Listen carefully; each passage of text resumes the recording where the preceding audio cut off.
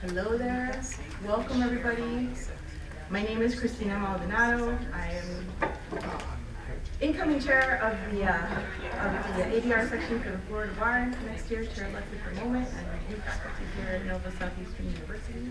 It's my pleasure to introduce David Juarez, who's the dean here at our law school. He's going to give us some opening remarks. And I'll turn it over to him. All right. Good afternoon, everyone. Thank you so much for taking the time to join us this afternoon. I promise I'm going to be brief in my remarks because you all are waiting to hear from the experts who are going to enlighten us all and impart great wisdom without a doubt. I want to do just a couple of things. One is I want to give you each and every one of you a formal welcome to the law school. It is wonderful for us whenever we are able to bring members of the legal profession, members of the community, and in this particular context, mediators in particular, whether you're a lawyer or not, to join us here at the law school. There are so many things that I could say, and I'm going to try to keep my remarks as brief as possible. I really want to emphasize just a couple of things. One is that, of course, we are very blessed at Nova Southeastern University Shepherd Broad College of Law because we have two incredible resources when it comes to mediation. There's, of course, our Professor Fran Tatunik and our newest colleague, Professor Cristina Maldonado, who just joined us in January. Cristina is directing our externship program, and you'll be hearing more from her about that, I'm sure, in the coming months. But one of the great attractions of having her join our faculty is that she brings, of course, many years of experience as a mediator to us, and that is very important precisely because we are in Florida. Remind me, Cristina, I'll talk to you later about your remark about let's show them that we can start on time in Florida. I very much appreciate those kinds of comments. But I think it is truly important that we are in Florida because Florida is a national leader when it comes to using mediation in our legal system.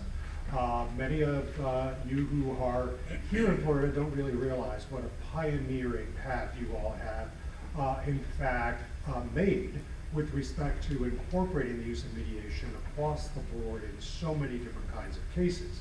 Now that poses a challenge for us in the law schools. And in particular, mediation has often at many law schools, not at this one, but at many law schools, often been a stepchild.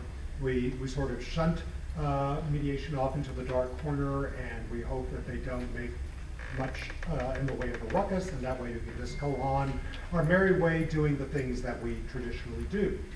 We have a process that we are going through this semester here at NSU Law, in which a faculty committee is taking a very careful look at our curriculum and is looking to ensure that we provide our students at NSU Law with the skills that they need in order to practice law in the 21st century. And I call the committee the Lawyering in the 21st Century Committee. Professor Tatunik is a most valued member of that committee. She has already made such incredible contributions to that. But it's one example of the ways in which we really need to rethink our curriculum so that we fit what is actually going on out there in the real world. Now, one other aspect of this gathering today that is very near and dear to my heart is, of course, its focus on diversity. We take great pride in being a very diverse law school, and that doesn't mean that we are perfect. We still have lots that we can be doing to ensure that we are as diverse as possible. But I certainly feel like we are among the most diverse law schools in the country, and that certainly is recognized externally.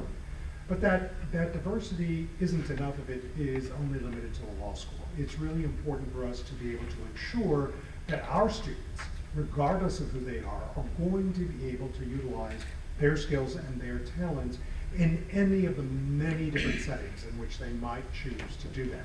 And of course, mediation is one of those critical areas. Diversity in mediation is important not just because it's important to have a diverse workforce, no matter what the particular industry might be, but if you are mediating in a state like Florida, which has a very diverse population, you have to have a diverse set of mediators to address the needs of the population of the state.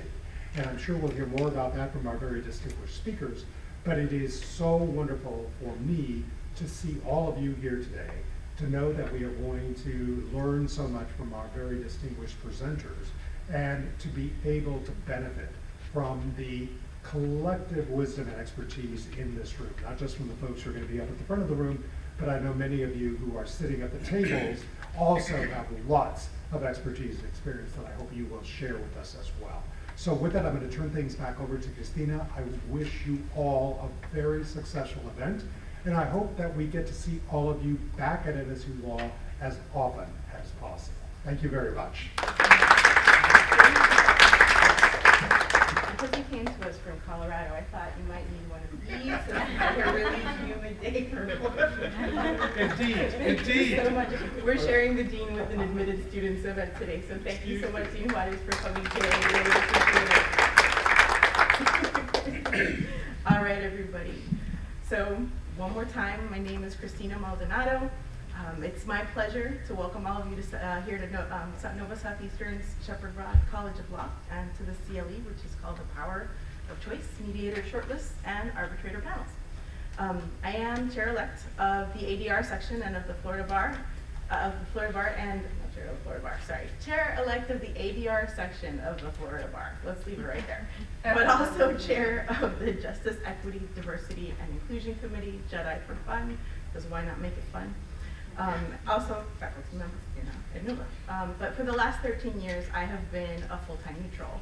And I started working in courthouse mediation, and I saw Brittany Simpson-Joseph a second ago. Yes, courthouse mediation for the win. She was through a huge amount of the caseload here in the state of Florida. Then I went out on my own as a true solo mediator, and then I joined a panel with Upchurch, Watson, White, and Max. And so that's kind of how it was all divided out. I've also been for 8 years now, primary mediation trainer in circuit civil and family and dependency, actually, now, with the Florida Mediation Training Center and with my Florida mediator as well. And now the central, Mediation Center of Central Florida as well. So in 2023, I was appointed to the Mediator Ethics Advisory Committee, so I'm one of the 9 ring rates of the MEAC committee. And it is my honor to serve as your moderator here today. So I wanted to thank our sponsors in advance because this event is being recorded through their generosity, and we're all going to enjoy a wonderful reception in the aftermath afterwards. Thanks to them. So I'd like to thank the ADR section of the bar, Jams, who's provided little fans on the table, and Shulman ADR, Chris Shulman, who's here on our panel. Morit Hofkin Hamrock, thanks to Gary Rosner for making that possible, and the Miami Mediation Group, Megan Michelle, who's also a NOVA alum. Thank you so much for your generosity, and I'd like to help to thank the people who also made this possible behind the scenes. So without a doubt, Fran Tatunik, who is busily signing everybody in back there, and who is like, una madrina in mediation for me at this point in time. She's like my godmother in mediation at this point. She just plants these little seeds and waters them carefully and watches them grow. She's been doing that at NOVA for many years, and she's pretty amazing that way.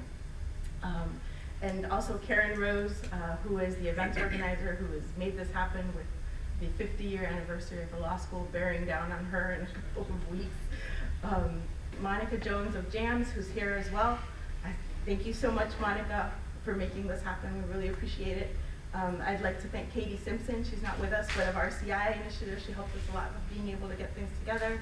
Ben Morris at the Florida Bar, Lisa Tipton, communications for the Florida Bar, Hadass Stagman, who made sure our out-of-town speakers got fed today and is just all around awesome. Kim Torres, queen of the CLE committee, along with Hadass, and Megan Michelle, queen of the diversity committee as well. And Gary and the members of the ADR EC section, actually 4 out of the 6 panelists here are members of the executive committee of the ADR section for the state. And I wandered in one year at annual meeting and they said this is the friendliest section of the Florida Bar. And they were absolutely right. It's been a wonderful, wonderful group of people to work with and collaborate with, and I enjoy all of it. I wanted to extend a welcome. We're going to hear from them after this panel, but our out-of-state presenters are Professor Homer LaRue of Howard University and Anna Sambold, who is the head of the dispute resolution section of the American Bar Association. She said no A, it's DR. We haven't gotten there yet in Florida. We have debates about the A and ADR, but we're not there yet. And we really thank you for donating your time and joining us here today. So just a quick housekeeping before we jump into the panel. The restrooms are to the back, my left, back in that direction, okay, is where you will find them in case anybody needs. It's not cost, you don't, just don't, you need to raise your hand. 3.5 General CLE for Florida, okay, and that means it's good for CME, those of you who are recertifying. And the bar's course number is 8326. It's on your flyer there if you want to take it home. Also on your flyer, if you flip it over, you'll see a QR code, and there's the extended biography of all of your speakers here, so you can see all of the amazing things that they have done, which would take probably the entire hour of the panel.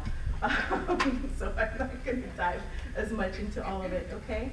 And on your tables, you're also going to find some index cards. We'd love to know what you're thinking.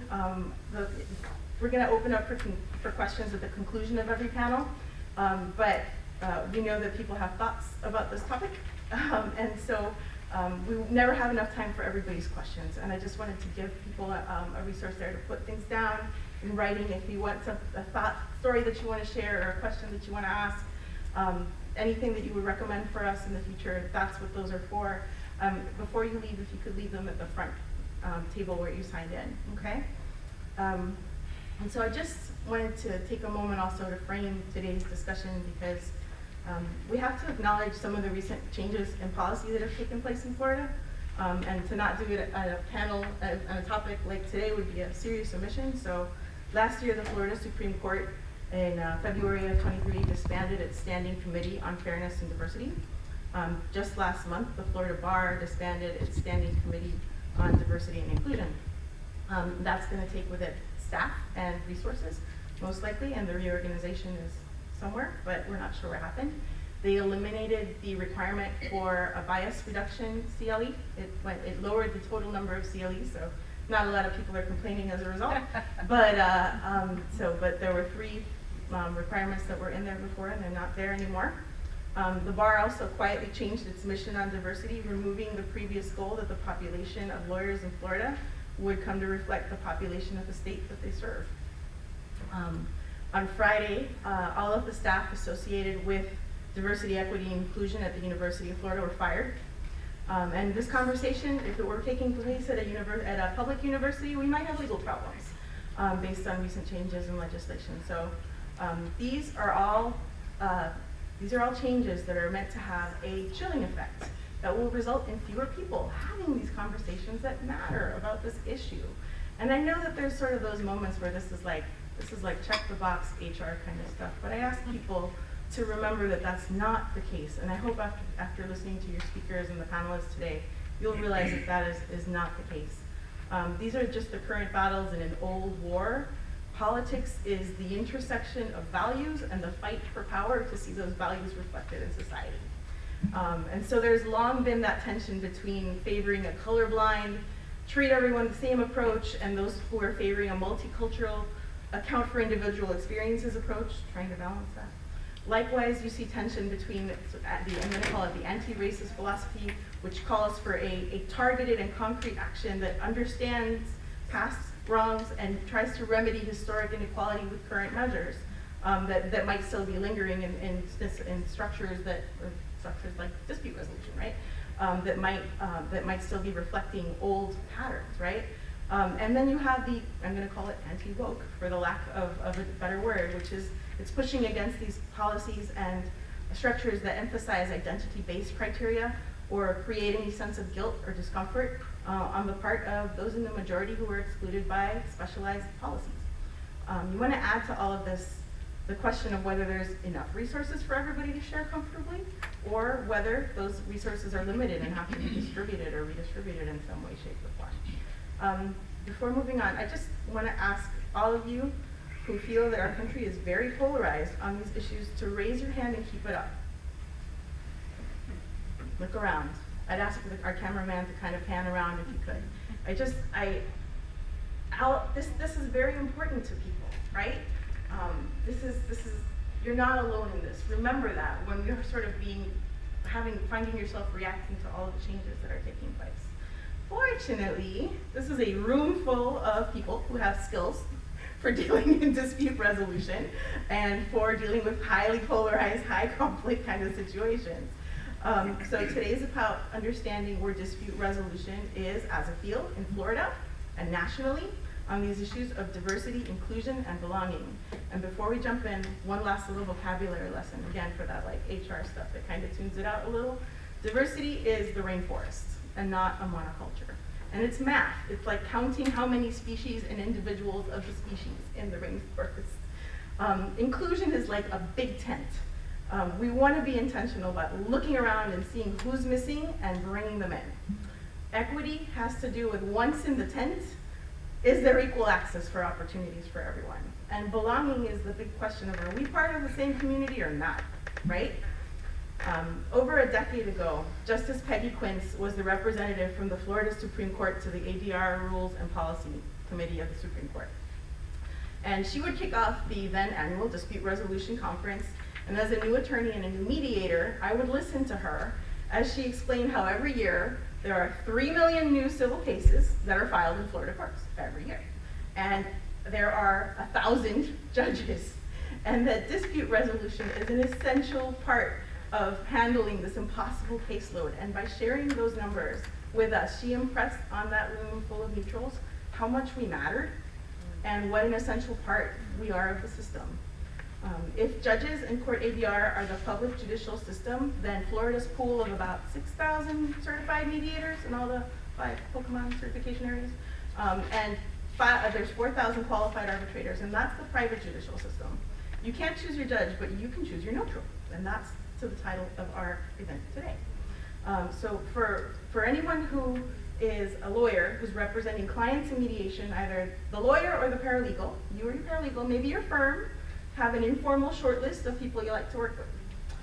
For those of you selecting arbitration panels, you review candidate lists provided by an administrator, or maybe you have your own list of panelists that you recommend based on that past experience. If the other side proposes someone who's not on your list, they are often met with skepticism. Who is this person? Are you going to check the Google reviews? Is anyone you've done before? So how lawyers choose neutrals is a very routine process. I think of it as going down the cereal aisle in the supermarket and walking past dozens of possible choices and grabbing a box of Cheerios every time. Because they're good, I like them, I know them, I don't want any surprises in my breakfast bowl. I don't want to have to think about this too much because there are 10 other things that I have to worry about in my next hour, right? And I think everyone in this room understands intuitively that cognitive friction. But today we're going to ask you to stop and reflect on the process of choosing a neutral. For any litigators who are watching this video in the aftermath either, welcome, thank you for coming. Take a look at your short lists of mediators and arbitrators, and I want you to think about the neutrals that you work with, and ask yourself, how diverse are these lists? And what impact can your choice of neutral have on the ADR field? So that's enough for me, you've heard enough. We're ready to hear from this wonderful panel of folks. And so it's my pleasure to introduce our panelists. I'm going to start on the far end and work my way over here. You guys had an almost alphabetical order. Let's see. So on your far left, you have Christopher Shulman, who has been mediating for over 30 years and arbitrating. He trained me as a foreclosure mediator when I was a baby mediator, and is a talented neutral in the areas of labor. And I'm going to pull up there was a lot of, I should have all this back. Okay, 30-year plus member of the Florida Bar, mediating since 2002, a member of the National Academy of Arbitrators. He's the Southeast Regional Chair. He served as on the Florida Supreme Court's Mediator Ethics Advisory Committee, the Court Committee on ADR Rules and Policies, the Court's Mediator Qualifications and Disciplinary Review Board. He's currently on the Executive Council of the ADR section and the Labor Employment section of the Florida Bar. Sat in nearly every chair in ADR in this state and trained multiple hundreds of people who in this field because he loves it. He's very, very passionate about it. He's helped resolve 7,000 matters, upwards of 7,000 mediations and arbitrations, which is pretty amazing. All right, To his right, we have Jeanne Charles. I should have set you guys down in order. All right, let me see here. Flip, forgive me. This is a little clumsy. All right. So Jeanne resides in Florida with a national ADR practice, including arbitration, mediation, and fact-finding as a special magistrate. She comes to us via Chicago from DePaul University, and she has been on labor arbitration panels in Chicago, Miami, New York, in addition to the U.S. Olympic and Paralympic Committee, the Anti-Doping Agency, and Major League Baseball. She's a special magistrate with the Florida Public Employees Relations Committee, and she's listed with AAA, the Federal Mediation and Conciliation Service, and the National Mediation Board. She was appointed by President Biden to the Federal Labor Relations Authority, Federal Services Impasse Panel, and she's been an adjunct professor at Penn State University School of Labor and Employment Relations. She's also teaching at the University of Arizona Law School, and she is the owner of Charles ADR, so you're a solo practitioner working with all of these multiple panels, right? Welcome. I've had the pleasure of meeting you through this process. Dorsey Miller is the senior partner of counsel here in the Boca Raton office of Lux, Santaniello, Petrillo, Cohen, and Peter Friend, and he has 20 years of trial experience. He is Martindale Hubble AV preeminent. Right, sure. He works in automobile liability, trucking, wrongful death, med mal, premises liability, negligence, construction litigation matters. He's been certified by the Florida Supreme Court as a circuit civil mediator, and he is also a qualified arbitrator. In 2010, he was the recipient of the Lexus African American Achievers Distinguished Nomination. In 2009, he received ICABA's Most Accomplished Blacks nomination. He works as a board member of the Boys and Girls Club and the Florida High School Athletic Association as their chairman. He's a former member of the Florida Bar's on Licensed Practice of Law Committee and a member of the Florida Defense Lawyers Association. And he is, I believe you're a former shark, is that correct? Am I? Gator. Oh, you're a gator. That's right. So the newsletter was going to say, you're not alone in this crowd, I suspect. You're not alone.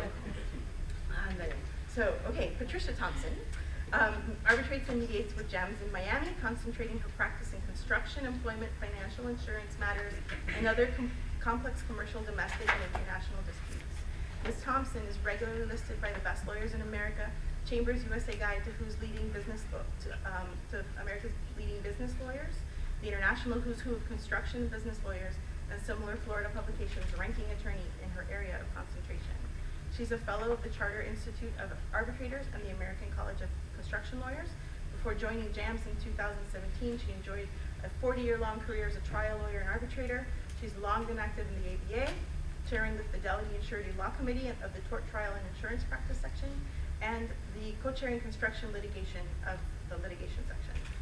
She's a frequent author and lecturer for ABA, and for the Florida Bar's ADR section, she has now for 2 years been running a monthly arbitration forum, which is amazing. Just free, log in, come chat, come talk shop. Y'all come join us. Yes, it's wonderful. It's absolutely wonderful. So it was so wonderful that it inspired it to start a mediation one on the side as well. So. Kelly Overstreet Johnson is a full-time Florida Supreme Court certified circuit civil mediator and qualified arbitrator. She's on the AAA panel for commercial, large, complex employment and consumer panels. She handles virtual and in-person mediations and arbitrations all through Florida. She has 40 years of litigation experience in state and federal courts and over 15 years as a mediator and arbitrator. In 2022, she came over fully to the ADR side, the dispute resolution side, opening Overstreet Johnson mediation and arbitration. And she works in commercial business disputes, employment, non-compete agreements, probate and trust, civil and torts, nursing home and healthcare, and premises liability. She proudly served as the president of the Florida Bar from 2004 to 2005. Was the third woman to hold that position. She also served as the first woman president of the Tallahassee Bar Association and past president of the Tallahassee Women Lawyers and the ABA House of Delegates, the executive counsel for the ABA litigation section, and she's on the executive council of the Florida Bar ADR section, and she's currently co-chairing ADR committee for the section of litigation for the ABA as well. And so, welcome. And Angela Romero Valedon is the vice president of the American Arbitration Association's commercial division for the Miami regional office. She joined AAA in 2016. She's charged with overseeing customized ADR services for commercial entities across Florida, Puerto Rico, Virgin Islands, and Georgia. Georgia now, right? Oh, I get Georgia. Now you've added, so expanding, growing. She's an advocate for fair and beneficial business-to-business dispute resolution process. Her responsibilities extend beyond facilitating arbitration and mediation services. She organizes educational events for professionals in commercial, legal, and ADR, and she's deeply involved in furthering diversity and inclusion in the arbitration industry, aligning with AAA's values of collaboration and embracing differences. And you are a shark. She graduated from here, so she's returning to NOVA, and as well as FIU. And we overlapped at the very beginning of the foreclosure crisis with the Miami mediation program that was mediating foreclosures. So it has been lovely to reconnect. And Angela is also on the executive council. So what a panel. So let me see, how am I doing on time? Oh, all right. So like I said, we're gonna move around the breaks a little bit. I hope you guys will indulge me with that. I'm gonna start the conversation here with some slides that were brought to us by Jeanne, and Dorsey here. And so give me a moment, let me pull those up, and I will turn it over to you guys. Let's say we have, on paper, we have a half an hour.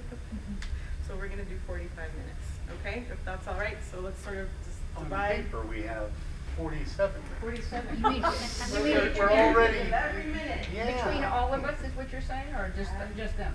You must know him. In which case, I'll come sit down and watch. No, by no means, okay? Up. So, There we go. you see the show? All right, there we go. Hey, that's what all that running around before the event gets started takes. So, So to advance slides, I ask you to advance slides? Excellent. All right, so, because I'm a liberal arts major, I can't handle it.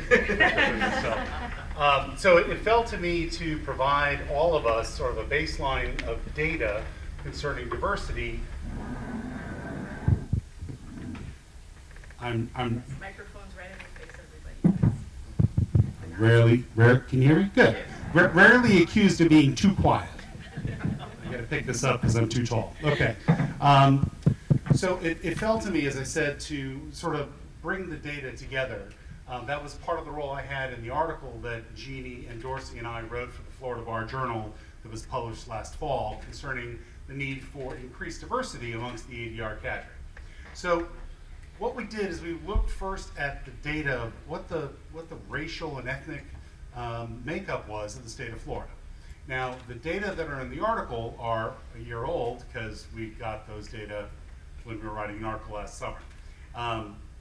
The data we have here, I updated yesterday. So the data on this first slide are taken from the Florida Census data. You may not know the US Census has a specific page for each state that it updates. This one was updated as of July 2023. According to the census, there's 22.6 million people residing here in the state of Florida as of last July. The blue color, the dark blue color, are the people who have identified or reported their race as Caucasian or white. Okay? These are the people who have reported being white only, as opposed to, for example, the orange color on the wheel is those who identify as Hispanic or Latino. 25 of those 27% also are included amongst those who identify as Caucasian. The way that the census chopped up the data made it a little harder to compare it with some of the others. Some of the other sources of data that we're going to work with. The green is African American or Black, 17%, 3.2% for Asian or Pacific Islanders, 0.5% for Native American or Alaskan natives, and 2.4% are other, which includes some people who were not among the races that were listed on the census form, as well as some that were hybrids that were not listed on the census form. So let's take a look, if that's what our overall population is, let's take a look at the demographics, next slide please, of the attorneys serving that population, okay? And on purpose, I used the same colors for each of the racial comparisons. if you look, as of last October 22, when the data were published by the Florida Bar, 78% of them, 78% of the members of the Florida Bar identify as Caucasian. Again, orange is for Hispanic, that's 12%, African American or Black, that's 5%, and the others comprise 2 to 3%. Okay, so obviously a big difference there between the people that the members of the Florida Bar are representing, right? Okay, so next slide, please. All right, now this table is drawn from the Dispute Resolution Center, which is a body under the Office of the State Courts Administrator, ultimately under the Florida Supreme Court, that sort of runs mediation training and mediation certification statewide. They also have a role with respect to arbitration, but principally it's mediation focused. So they have a search tool that you can use to look for certified mediators of all the 5 different mediator certifications, and you can ask them to provide you with data that has been reported by the mediators according to these same categories. So the 5 different mediator certifications in Florida are county, family, circuit, dependency, and appellate. Okay? I've got the numbers for each of those in the next column for total. The next column is the percentage of them that are Caucasian. And the very bottom row is the percentages as compared to the overall population of the state of Florida. So there's, again, some interesting things to note here. For example, if we look at Caucasian mediators, certified mediators, 58% of them, 58.9% of the county mediators are themselves Caucasian, as compared to 52% of the overall population. Okay, not too terribly off. It's probably a standard deviation, maybe 2. Family mediators, many more are Caucasian than as compared to the overall populace. But then you get into circuit mediators, which there are the most of all the types of mediators in Florida that are certified. Circuit civil mediation is the largest quantity. There are about 6,000 all told, all 6,000 certified mediators. More than 3,600 of them are circuit civil mediators. Okay, so there's a lot of mediators doing a lot of the mediation work. 70% of them are white. Okay. If you look at other races and compare them to what we have, if we compare them to what we have in the general population, again, pretty significant deviations. County mediation is a little bit different, and I'm not sure we have all the explanation for why county mediation seems to be slightly more representative than some of the other certifications, although part of it may have to do with the lower educational requirements. I just don't know. We just don't know. Oh, and the lower pay. Excellent. Yeah. So one thing I omitted is circuit mediators make the most money per case typically. Okay. Family mediators typically the same or a bit less. County mediators make a pittance. In fact, county mediators who are doing small claims court cases in 58 of the 67 counties, those mediators volunteer. Okay. Right. So let's flip the slide to the next thing, because I think this slide really sort of ties it together. This is a comparison of the previous 4 charts in terms of data, and these are all apples to apples. So the first column is the Florida census data, the next is the Florida Bar data, the next is the total mediators, and then even on the far right is the subset of mediators who are attorney mediators. And it's perhaps no surprise that there are more attorney mediators who are Caucasian than there are regular mediators who are Caucasian, regular circuit mediators who are Caucasian, because that's the way the bar skewed, right? I mean, a lot of people became mediators after practicing law for 20 years. Well, 20, 30 years ago, the Florida bar was even more white than it is now. And that's according to data that the Florida bar itself published in, I believe it was 1988, was one of the first times they did that survey. Is close to 90% of all lawyers were white. So there's been some change, but perhaps not enough. Next slide, please. Mindful of the time, right? Okay, so now I want to move to gender. Now, these are data again from census.gov, and this is probably consistent with what you've heard, that there are slightly more women than men here in the state of Florida. The census.gov does not look for non-binary options, which is why none of those are listed here in these data. They only allow you to, if you report you're female or you're male, at least at the time that these census data were done. Next slide, please.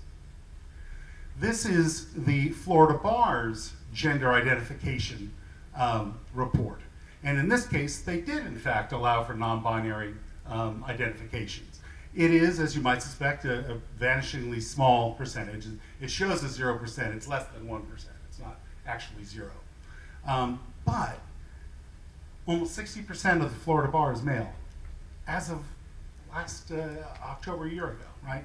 And 41% are female, which does not represent what we're seeing in law schools, right? There are several of us who are professors, adjunct or otherwise, at law schools, and we are seeing many more women in our law school classes. And of course, that means necessarily we're going to be seeing many more women joining the ranks of the Florida and other bars. So this is something that's in the process of getting changed, but then you still got old people like me who are still practicing, and I'm still counted as one of the males in that. So eventually that will change. Next slide, please. Okay, and so this slide is again a look at the certified mediators by certification. In this case, I'm looking at it with respect to gender, just male or female, okay? Because again, the DRC's website doesn't let you sort for non-binary gender. And again, if you look at them, male mediators in most instances, except for dependency, are equal to or roughly equal to, or in some cases significantly more than female mediators. County mediators is more female mediators. That's perhaps because it's more reflective of the underlying population. Family mediators, it's not a surprise to me that there are more female family mediators than male, because that having something to do with how you became a family mediator, you could have been a lawyer, or you could have been in the mental health professions, or you could have been a counselor. And so as a result, there were more pathways at that time, 20, 30 years ago, for women to join those professions than there were for men. So as a result, I believe there are more family mediators. But if you look at the columns that are in red, we're looking at the subset of attorney mediators. And again, those data reflect differences, as we saw with respect to the racial components of those. Next slide, please. Okay. So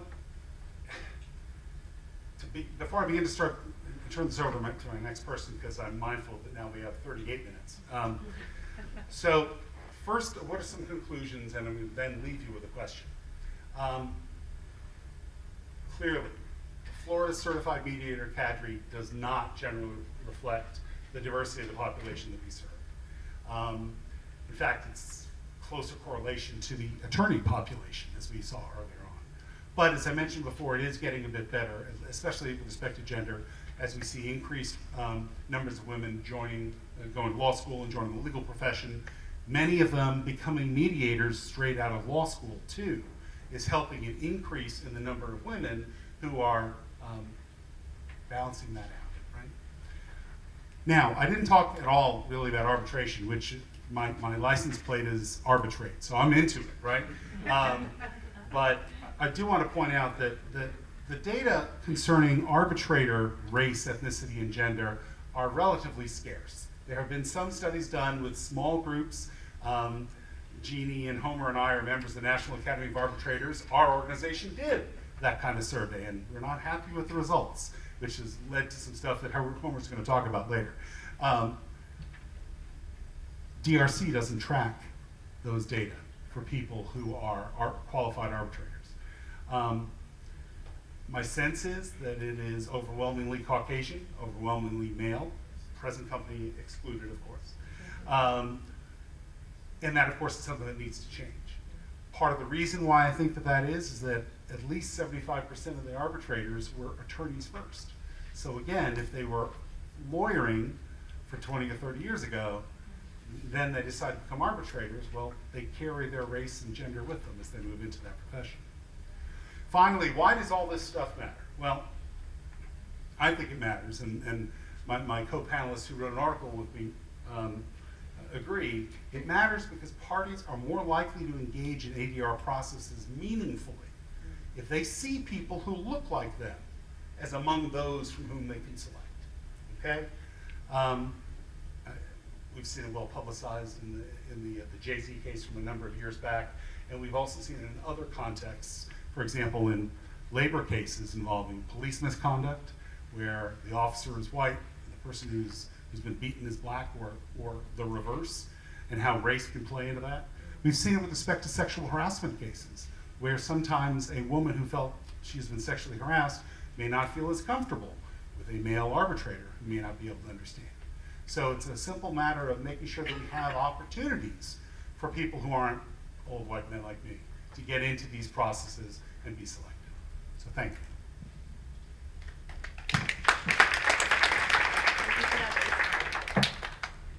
I'd like to hear, Jeanne and Dorsey were both co-authors with this. So talk a little bit about the process that went into that article, and we'd love to hear your reflections on it.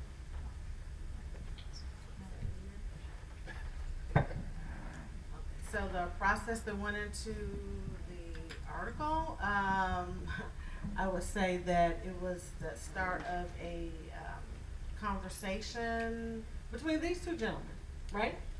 I think, Chris, you were doing training, you met Dorsey. Dorsey, you're a leader of an organization here. Remind me the name of it. The Association of Diverse Arbitrators and Mediators. Boom.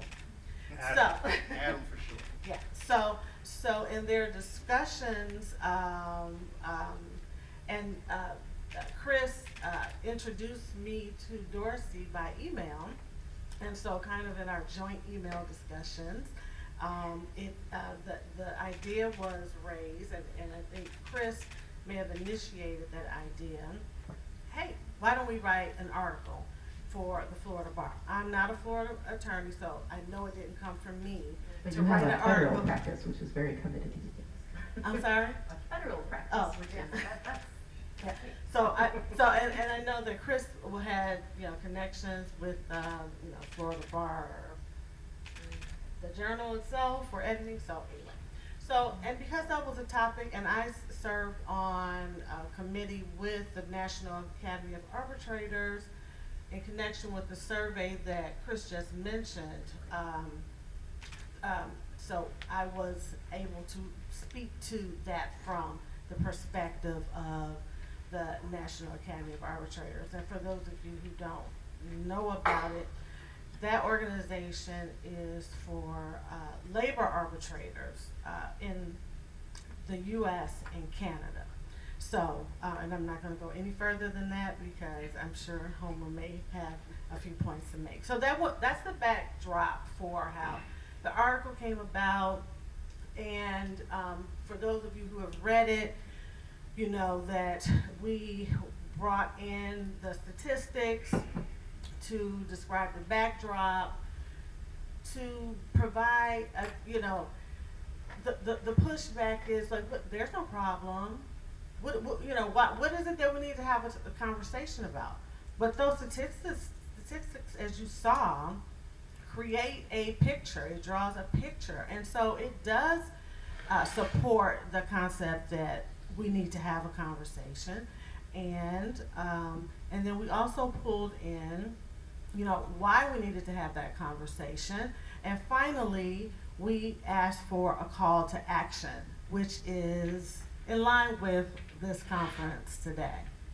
So, do you want me to go further into the other topic? Okay. So, and I was presented with a question to ask about, okay, so what is the transition? What was my path? So as Anna mentioned, I am an individually self-employed neutral. I've had a neutral practice for about 17 years. I've been an attorney for 30 years. I practiced as a labor attorney in Chicago in the federal sector. So when I moved to Florida about 20 years ago, I decided to launch my ADR practice. And I I did the Florida Supreme Court certification, and I did the family mediation.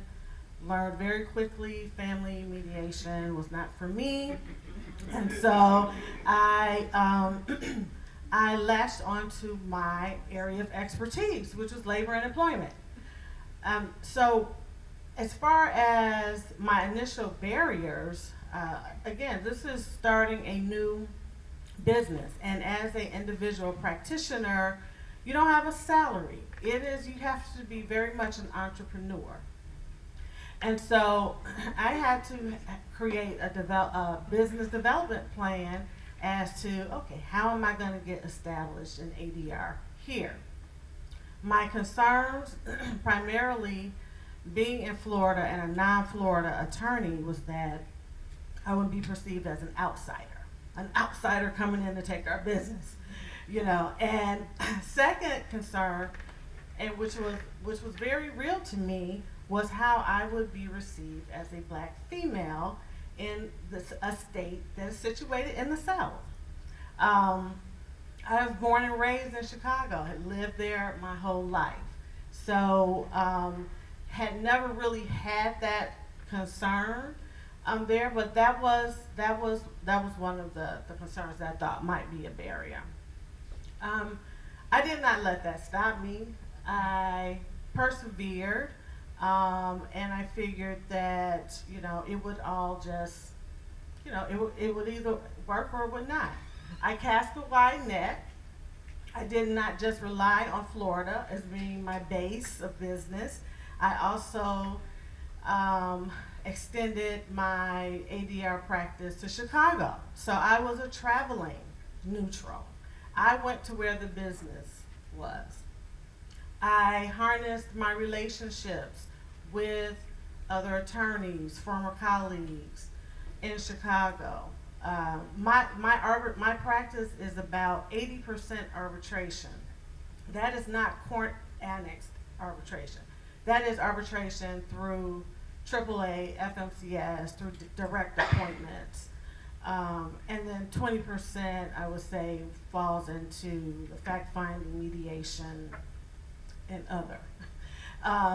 So it was important for me to be able to develop a strategy on how to go about getting the business. So I say that there are basically 3 components to being successful as an independent neutral. You have to have your credentials, you know, get the training. I took a deep dive and got as much training as I could. Like I said, I did the Florida Supreme Court certification. Obviously, I am a licensed attorney. I had several years of experience in labor and employment as a practitioner. I took courses with the Federal Mediation and Conciliation Service. I took courses with AAA. So that created my base of being trained. The second component is getting known. So you can have all the credentials in the world, but if nobody knows who you are, they're not going to select you. And with regard to the getting known aspect, there are certain things that I can recommend as far as making that happen. Of course, you can hang out your shingle, let people know, hey, I'm an arbitrator now, I'm a mediator now, send me business. But I also made presentations. I was very strategic about getting involved with organizations and engaging, making presentations so people could see me and hear me. Because I used to pick arbitrators. You know, you don't pick an arbitrator off of a resume. You don't. You have to, you know, see the whites of their eyes. You have to make sure that, you know, nothing strange is going on. You know, and I tell people, you're always being interviewed, no matter where you are. You show up at a reception, you show up at a meeting. You know, you're always being interviewed. So, and people are looking at you with an eye as to whether, can I trust her to make a decision in my case? is she relatable to me and my clients? You know, am I gonna have a fair hearing? Is she gonna be able to control the hearing? So all of those things are going through people's minds as they are sizing you up. So attending conferences, making presentations, being engaged gives you the opportunity to be a part of those interview processes. And then the last component is you need to be good at what you do. Yeah, I mean, you can get yourself fired just as quickly as you get hired. You need to be able to deliver. I mean, one of the best successes is getting picked, getting selected. But what's better is being selected again and by different parties. You know, that's when you know that your practice is building. So that's just a little bit about my journey to this place. Thank you so much. Okay, I think I am probably the newest neutral on this panel, which means I probably have the least to say of everybody up here. So we're going to be just fine with time, Cristina. But let me, I guess, discuss a couple of things. Number one is how I came to be involved with my two esteemed colleagues to my right in co-authoring this article that we did for the Florida Bar Journal, and also what I am experiencing and have experienced as a fairly recent neutral in getting started in this industry. So I was introduced to Chris through a training I did with him to become a qualified arbitrator.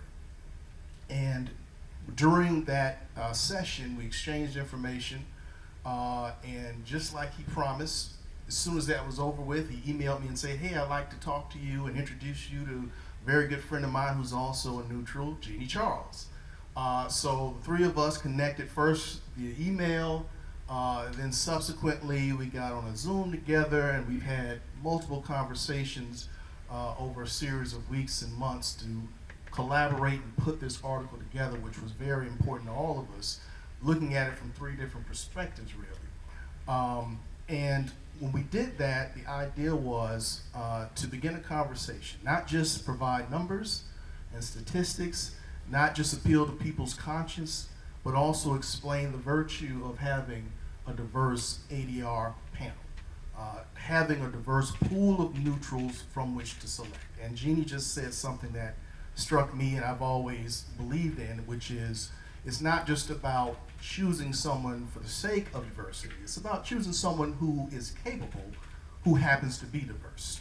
And when we're talking about equity, you gave us, Cristina, some definitions at the start of our program, equality being one. And I think it's important to understand that what we're talking about is not equality of outcome. It's equality of opportunity. That's all we're talking about. That gets lost in a lot of our political conversations. But when we're talking about this area, this arena specifically, that's all we're talking about. So I was honored when I was asked to be a part of putting that article together, and I was also intrigued that when we did some of that research, we learned that there were a lot of law firms who had diversity and equity divisions who had reported an improvement in their outcome and an improvement in their bottom line by becoming more diverse. So there are real tangible benefits to it that go beyond just sort of the altruism. Now, in terms of me getting into this field in the first place, I practiced law for close to 20 years before I even thought about getting into mediation or arbitration. And it's funny because as a litigator, which I still do, but as a litigator, it was often, or really it was always, the part of law practice that I think I enjoyed the most. I like the idea of sitting down with somebody and trying to hash out some sort of an agreement. And I just like the whole process, putting it together and presenting my position, the whole negotiation thing. I liked all of it, but just never considered becoming a neutral. And I think part of that might have been that in 20 years of practicing, I really hadn't worked with very many diverse neutrals. I worked with a handful of female mediators. I've worked with 0 African American mediators. And I, years.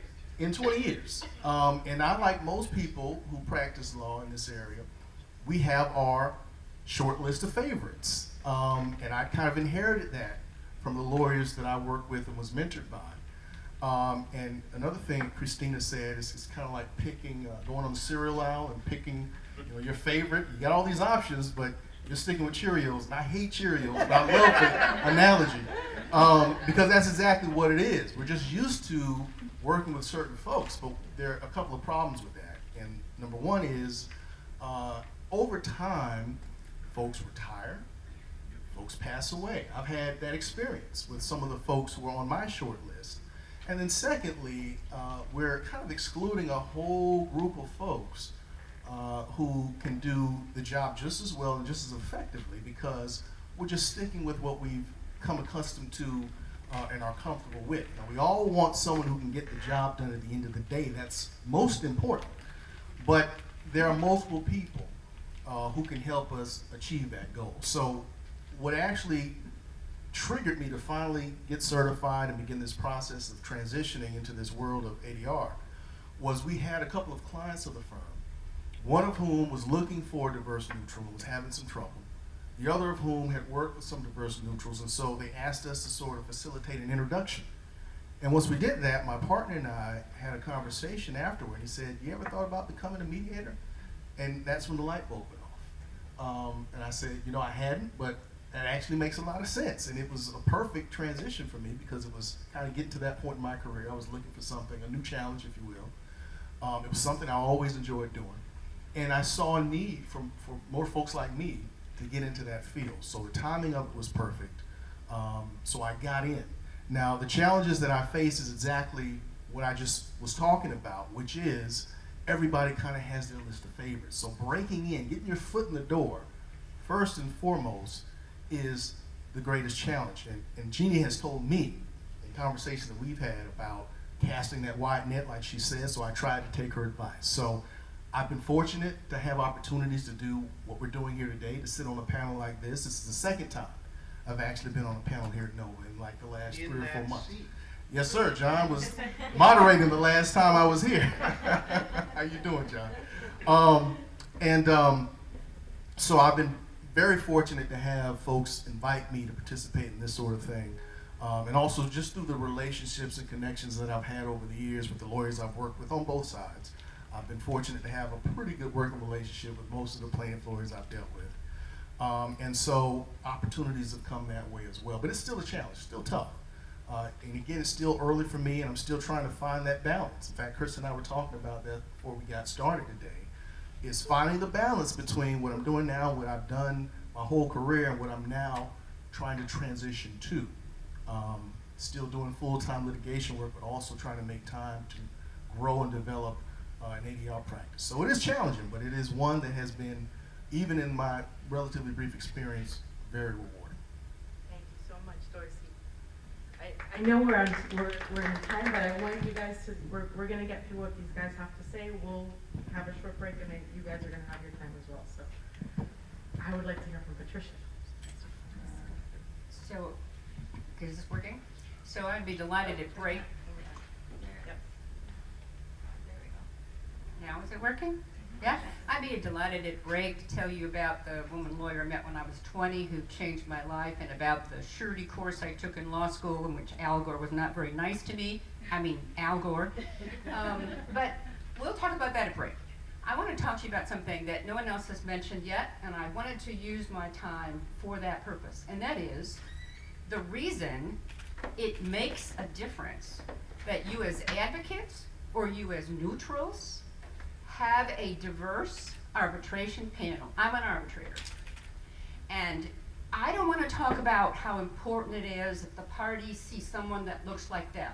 That's important. But someone else has already talked about that. I want to talk about something that is well documented. And that is that you have a much better decision-making process when you have a panel comprised of people who are not all from the same club, that are not each other's best buddies. Let me explain to you, in case that isn't naturally obvious to you, because people who are their best buddies will have a lovely time reaching agreement. They'll all go out to dinner. They'll all say, wasn't that fun? But the advocates, the parties, will not get, statistically, will not get the best decision. And why should you care? Well, first of all, as advocates, you have an ethical obligation to ensure a fair arbitration process with neutral arbitrators that are not only impartial, but independent. And not just independent from the parties or the council, from each other. Why is that important? Well, according to a Forbes study in 2017, their research showed that decision makers, if they're all male teams, make better business decisions only 58% of the time. Gee whiz, you could flip a coin and get the same result. While gender diverse teams reach better business decisions 73% of the time.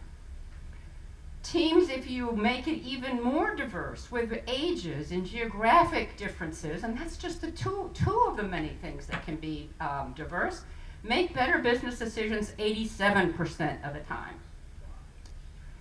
Less diverse teams make worse decisions, whereas diverse teams struggle to put their decisions into action. They test each other. They come at the facts from different perspectives. They have to justify their positions. I'm working on a matter right now, and I have been spending days reading the record and figuring out what my position is, because I am going to have to support it with a member of the team that announced mid-arbitration that she had already decided that what I think is right was wrong. So we are going to test each other. We are going to make sure that the record and the law will be fully examined. There are more statistics. The Harvard Business Review has an article about it. All you have to do is Google the issue of whether arbitration panels make better decisions or business groups make better decisions if they're diverse. And the answer is yes. And so you want to do your best job. It is your ethical obligation if you're a panel member, and it's your responsibility to your client if you're an advocate. What can you do about it if you are providing arbitration services? I'm with JAMS. JAMS has long cared about this, as I know AAA has as well. And so what you need to do is address what's called the double-blind problem. That is, it is really hard to get on an arbitration panel list. You can't be chosen if you're not on the shortlist, is what they call it on this, the arbitration panel list. And then once you're on that, if you're the only person who's diverse and the list is 8 long and the other 7 are not, the statistics are you're not going to be chosen. So what can be done? The answer that JAMS came up with was to make sure that we have the strongest, first of all, panel, so that on the merits, as you talked about, on the qualifications, on the experience, on the recommendations, they're good. And then what you do is you make sure you make them, the group, as diverse as possible. So JAMS, over the last 5 years, half of the neutrals, I don't know, 100 and some neutrals in the last 5 years, maybe almost 200, half were women and or diverse. How do you make a diverse panel available? You make sure you recruit the best diverse candidates, and you do so as a business plan. JAMS leadership itself is highly diverse. Its president is a woman. Its senior VP and chief marketing officer are diverse. Senior vice presidents, diverse. General counsel, chief HR officer, all diverse. We believe in it, and we make it a business reality, because why? Not only do we care about it, but we think it's the best thing to do for business, because, as you'll hear about it, we want to have neutrals that represent the clients, but also it makes a better process, as I just said to you. We are We were the first that came up with a diversity and inclusion clause for arbitration contracts. You know, when you get a contract, it'll say, you're gonna use AAA, you're gonna use JAMS. Both excellent ideas, right? Don't go ad hoc. JAMS, AAA, great. But you should also say in it, in that contract, the parties agree, wherever practicable, they will seek to appoint a fair representation of diverse arbitrators, considering gender, ethnicity, and sexual orientation, and will request administrating institutions to include a fair representation of diverse candidates on the rosters.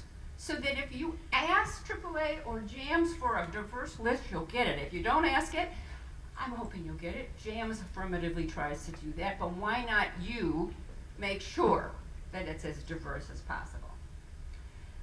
JAMS is very active in all kinds of affinity organizations that are diverse, but the last thing I wanted to tell you in a few minutes that I should be taking up is I want to tell you about the Diversity Fellowship Program.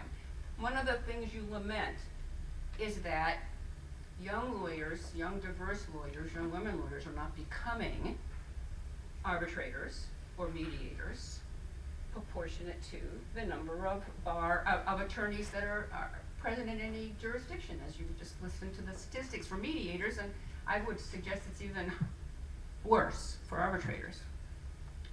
So what JAMS does is they have instituted a diversity fellowship program to train young attorneys, youngish, people who have 10 years of experience or more. Whether they're young or not is not the point. And they bring them in, they can apply for and they can apply to be part of the Diversity Fellowship Program. And if they are added to that program, then it's 12 months long, and the purpose is to provide mentorship and sponsorship with JAMS panelists, so you speak on panels, you follow JAMS arbitrators or mediators around and learn what they do, you shadow them, you get marketing guidance, you are told how to go out and make yourself visible on panels, and there's lots else, and help pay for you to go to them. That is what JAMS is doing, and I'm sure you're going to hear from AAA in a minute, but the point is if organizations do that, then we can remedy some of the problems. And if you all require it of the organizations you do business with, then we can make changes. And I think it's, and then JAMS puts out what's called My Story videos. So you can go on the JAMS website and you can hear men and women talk about how they got to where they are. I'm on there. Go listen to that, and I won't take up your time. But it is really exciting to be part of the process of changing something that needs to be changed for the good of what I do. I care about arbitration. You care about mediation and arbitration, and we can all do it better if we pay attention to these things. So that's all, right? Welcome.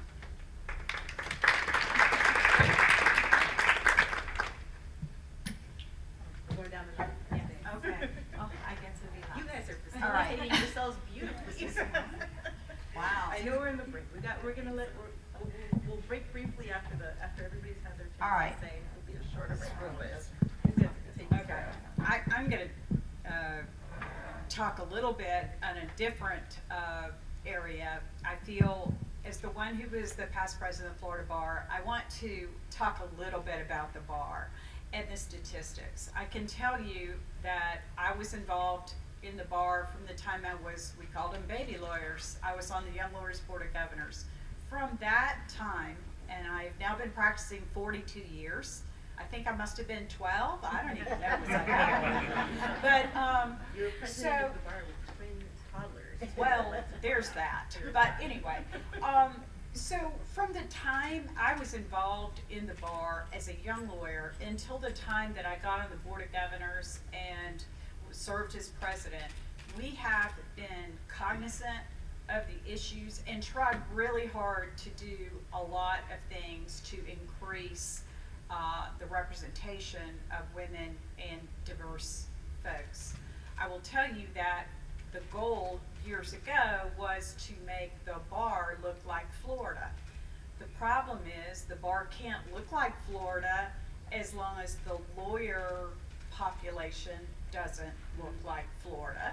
So it's a circle, and you can work on it, you can acknowledge it, and you can try to talk to your colleagues, and particularly your older colleagues. Now I guess I'm one of them, but I used to be where I could talk to my older white male colleagues and talk to them. But it is something that the bar is very cognizant of.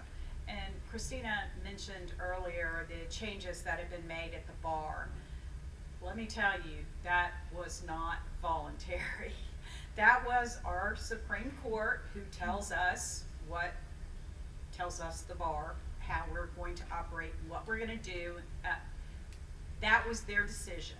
That's consistent with some of the decisions they have made, but the Florida bar did not have an ability to say, no, that's not, they tell us and we say, okay. Which is interesting, because So- the Supreme Court is about as diverse as it's ever been. There are 4 people of Cuban heritage and 1 person of Haitian heritage on the court at the moment. Well, anyway, the makeup of the court may be on its surface, but then the politics get involved. So we all have been reading what's going on, but the Supreme Court, I just wanted to make clear that the Florida bar really tries hard to do something about this, but their hands are tied. And we have had 6 women presidents. I was the 3rd. We have another one, the first African-American female will be sworn in next year. We're very excited. Saya Baker Barnes from Palm Beach. And she's wonderful. And I'm looking forward to the opportunity when we no longer have to say we have a first or a second or a third. It should be, we got a great lawyer from Palm Beach who's coming in as bar president. That's my goal. In my lifetime, will I see that? Probably not, if I'm being realistic. But I did want to, the Florida bar, one of the things that I did when I was bar president, I tried really hard to get our committees diversified. And I would talk to my diverse friends and I'd say, why haven't you served on this committee? And the response I would get, I kid you not, was, I know I won't get picked, so I don't even bother to apply. And my response was, well, I can tell you one way you're not going to be picked if you don't apply. So the same kind of thing. I mean, you've got to keep out there pushing, encouraging your fellow colleagues, your younger colleagues, people that look up to you. Get them involved, encourage them. They need that. And so in terms of the diversity, the women, they are issues that we have been struggling with. We will continue to struggle with. I had my law firm partner, managing shareholder hat on for many, many years. And the diversity issue and the gender issue was always a problem. The women, yes, we were a higher percentage of women lawyers, but then you would run into the family issues, and many of the women did not want to continue in private practice. They wanted to go part-time. They wanted to stop and have a family, any one of a number of things. Not that it can't sometimes be the man, but it's usually the woman. So that then took your pool down from the earlier sets that looked pretty good the first 5 or 6 years, and then it would drop down. And diverse candidates have always been a problem.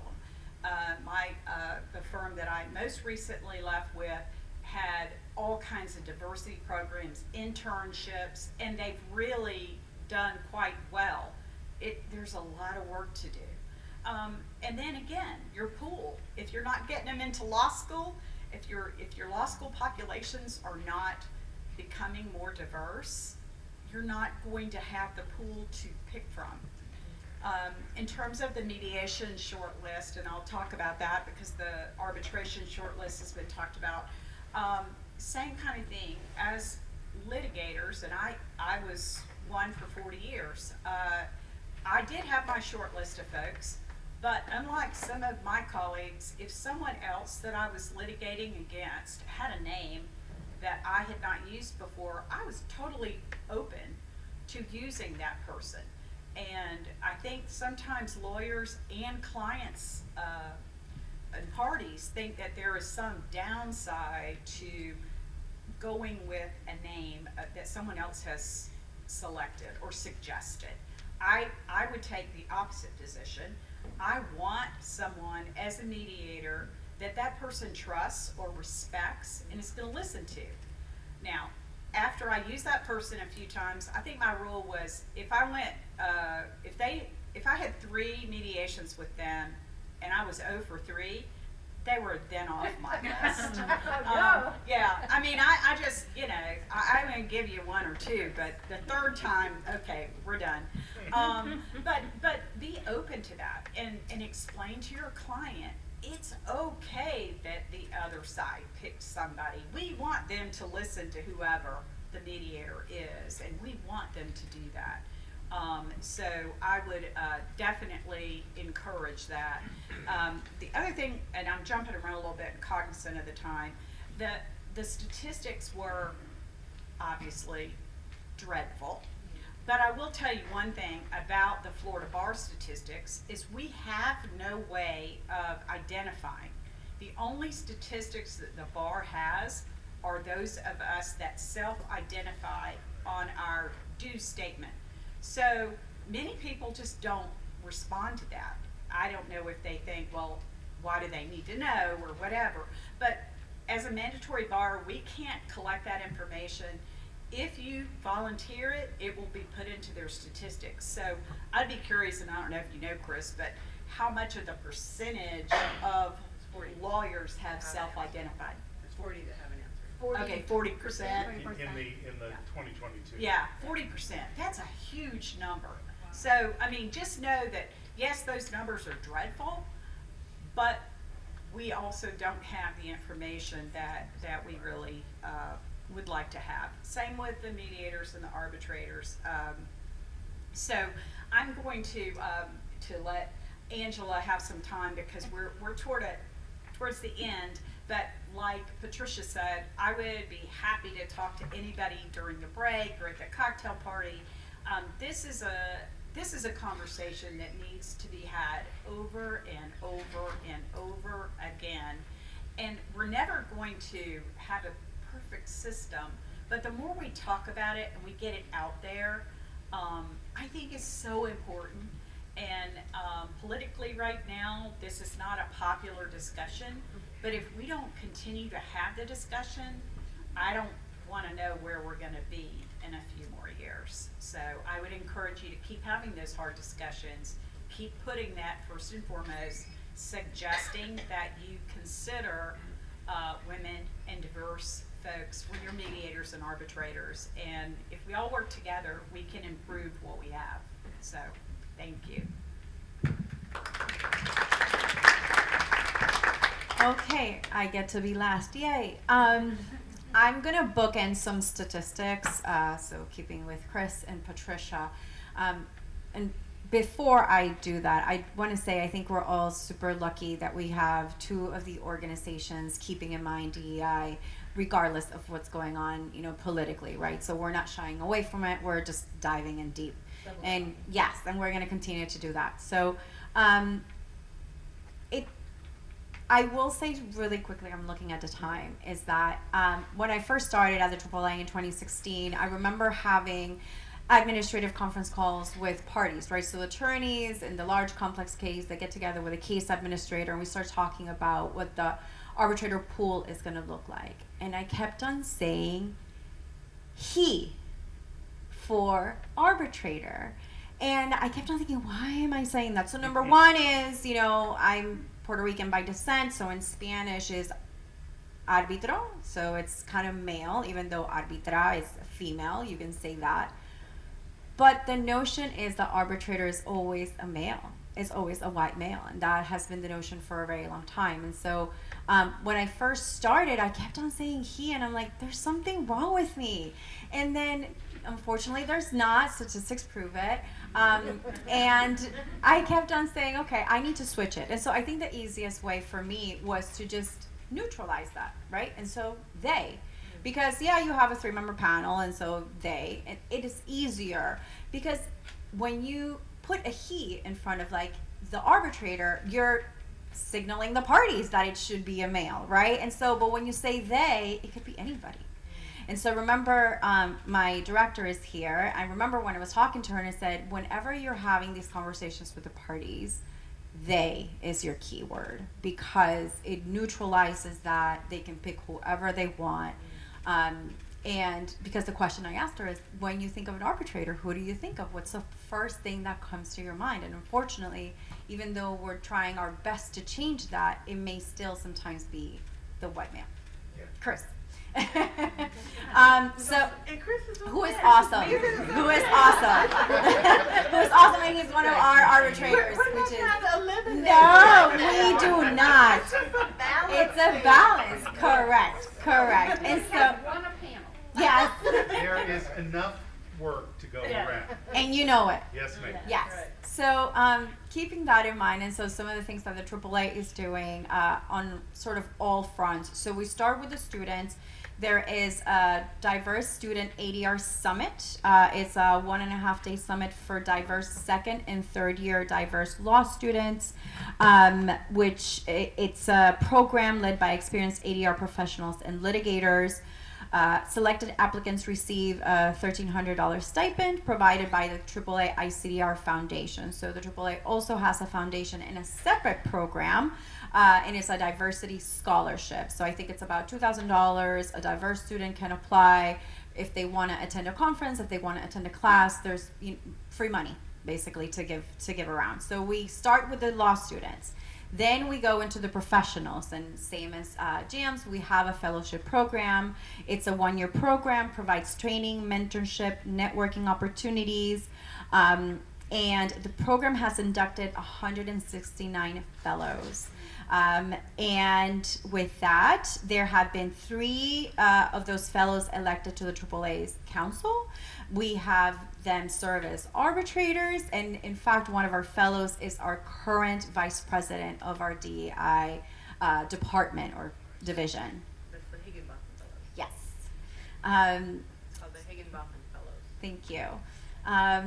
In terms of panelists, so again, keeping in mind and similar to JAMS, we have increased our intention of adding diverse panelists. So we have statistics same for the last 5 years.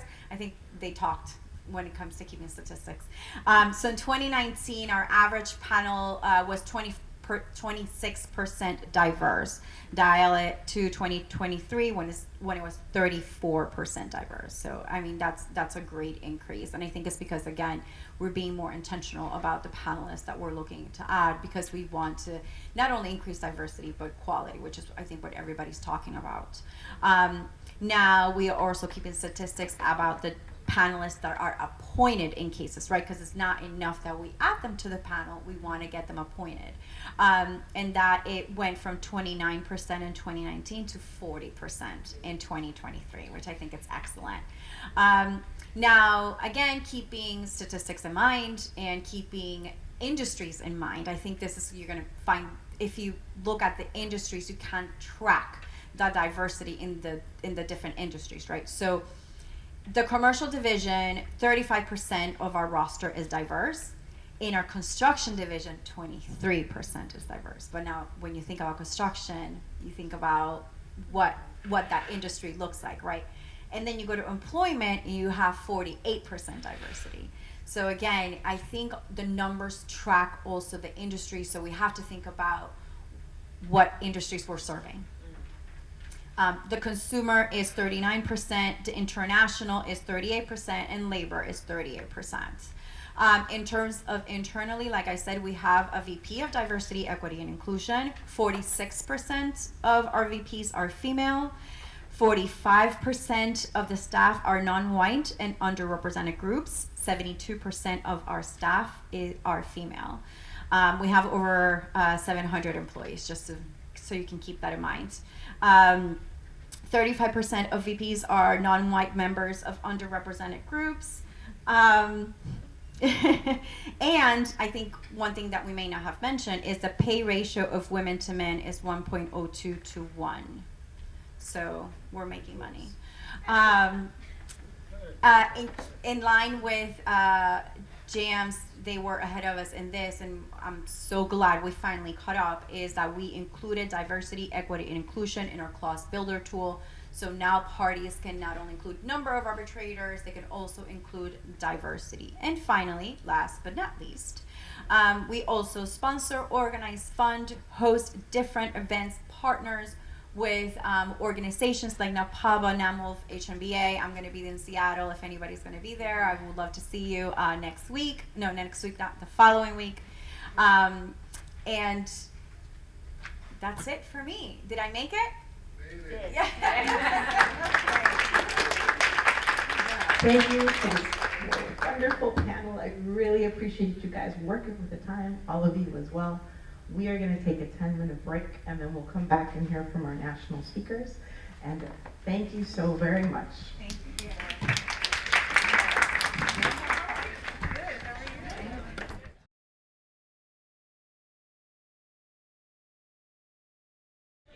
I'm going to do that student thing. You know, if you can hear me, clap once. If you can hear me, clap twice. If you can hear me, clap 3 times. There you go.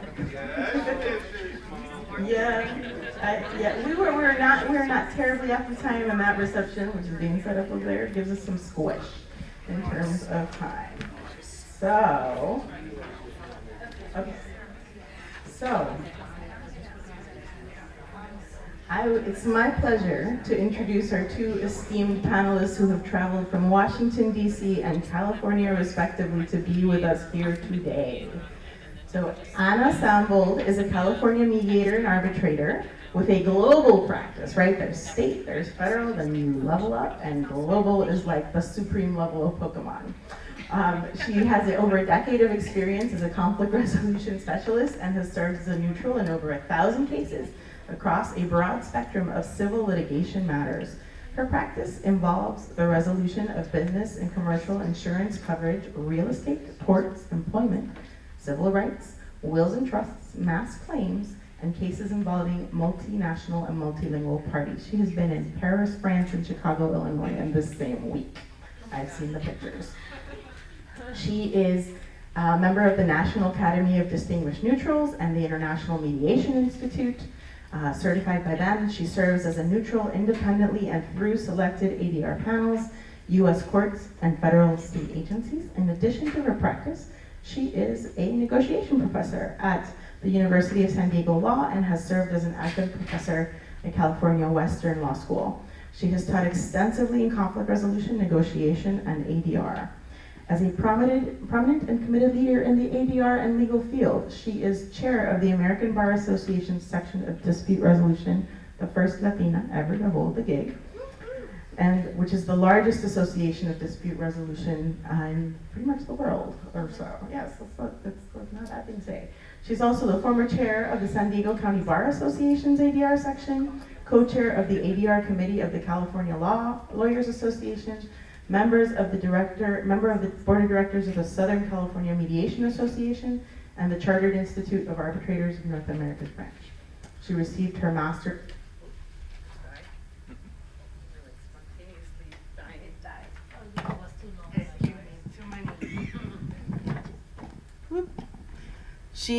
Yes, can you hear me? Okay. She received her master's from the University of San Diego School of Law and her training and credentials in dispute resolution from Harvard Law School, Pepperdine University School of Law, Strauss Institute for Dispute Resolution, among many organizations. And for more information on her practice, sambold-law.com, and she can be reached at sambold-law.com. So that is Anna. Welcome, Anna. And we share the same first name as opposed to, although I go by my middle name just to complicate everyone's life, but keeps us easy to distinguish, right? Professor Homer C. LaRue has a master's in industrial and labor relations and a JD from Cornell University. He is professor of law 30 years at Howard University Law School in Washington, D.C. He's the founder and the co-director of the Howard Law's ADR program. Professor LaRue is also the founder and the director of the law school's ADR certificate program. He has extensive experience as a preeminent and highly sought-after labor and employment law arbitrator and mediator, For more than 40 years, he has served as an arbitrator, a mediator in numerous complex national and global matters, including labor, employment, and commercial disputes. Professor LaRue is the president of the National Academy of Arbitrators, which past president. I'm so sorry, past president. And in 2020, he received the Dallenberty Raven Award for outstanding service to the ADR field from the American Bar Association. Dallenberty being former Florida legislator, whose daughter is on the ADR committee. And so the award is the highest honor given by the American Bar Association to the of the section of the dispute resolution. He is the past chair of the council of the section of dispute resolution of the American Bar Association. So he's Professor LaRue is a preeminent arbitrator of several collective bargaining agreements and a member of labor management and employment roster of arbitrators of AAA and the Federal Mediation and Conciliation Service. He was recently selected to serve as an independent arbitrator to hear anti-doping disputes from USADA's Protocol for Olympic and Paralympic Movement Testing, and he will serve a 6-year term that began in May 2022. He has published several scholarly articles, including contributing a chapter, The Road to Becoming a Neutral, Working in the Interest of Human Needs in the Evolution of a Field, Personal Histories of Conflict Resolution. And he is chair of the board at the Ray Corollary Initiatives Incorporated as well. Welcome, Professor LaRue.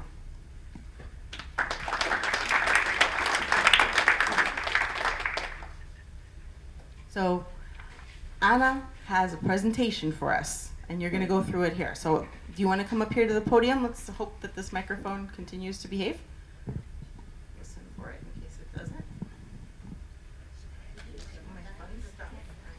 I hope so.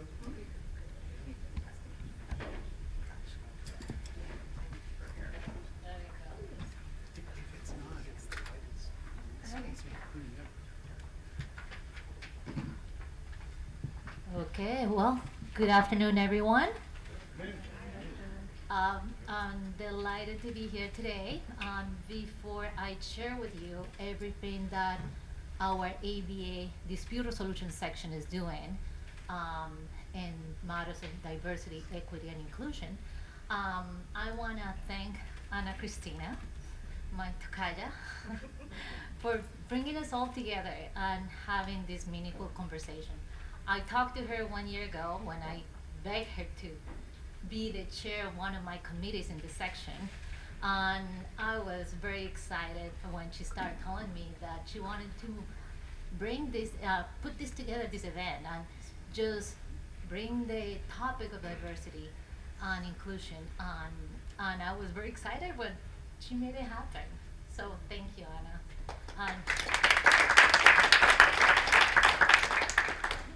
And thank you to Nova for hosting us. This is a beautiful campus. I was expecting rain and more humidity, but no, it's perfect. It's beautiful. I love it.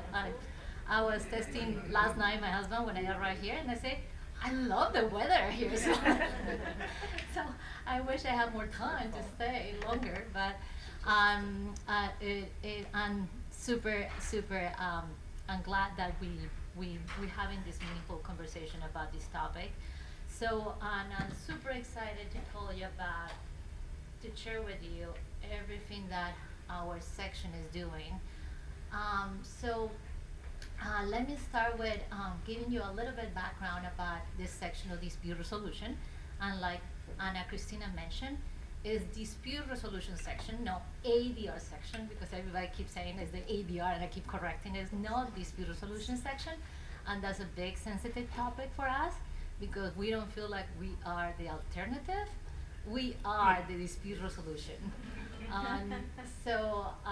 Especially nowadays when most of the cases, I understand is 95% of cases that go to court, they get settled out of court, and that's what I always told my students, that they're gonna spend more time in a mediation or an arbitration than going to court.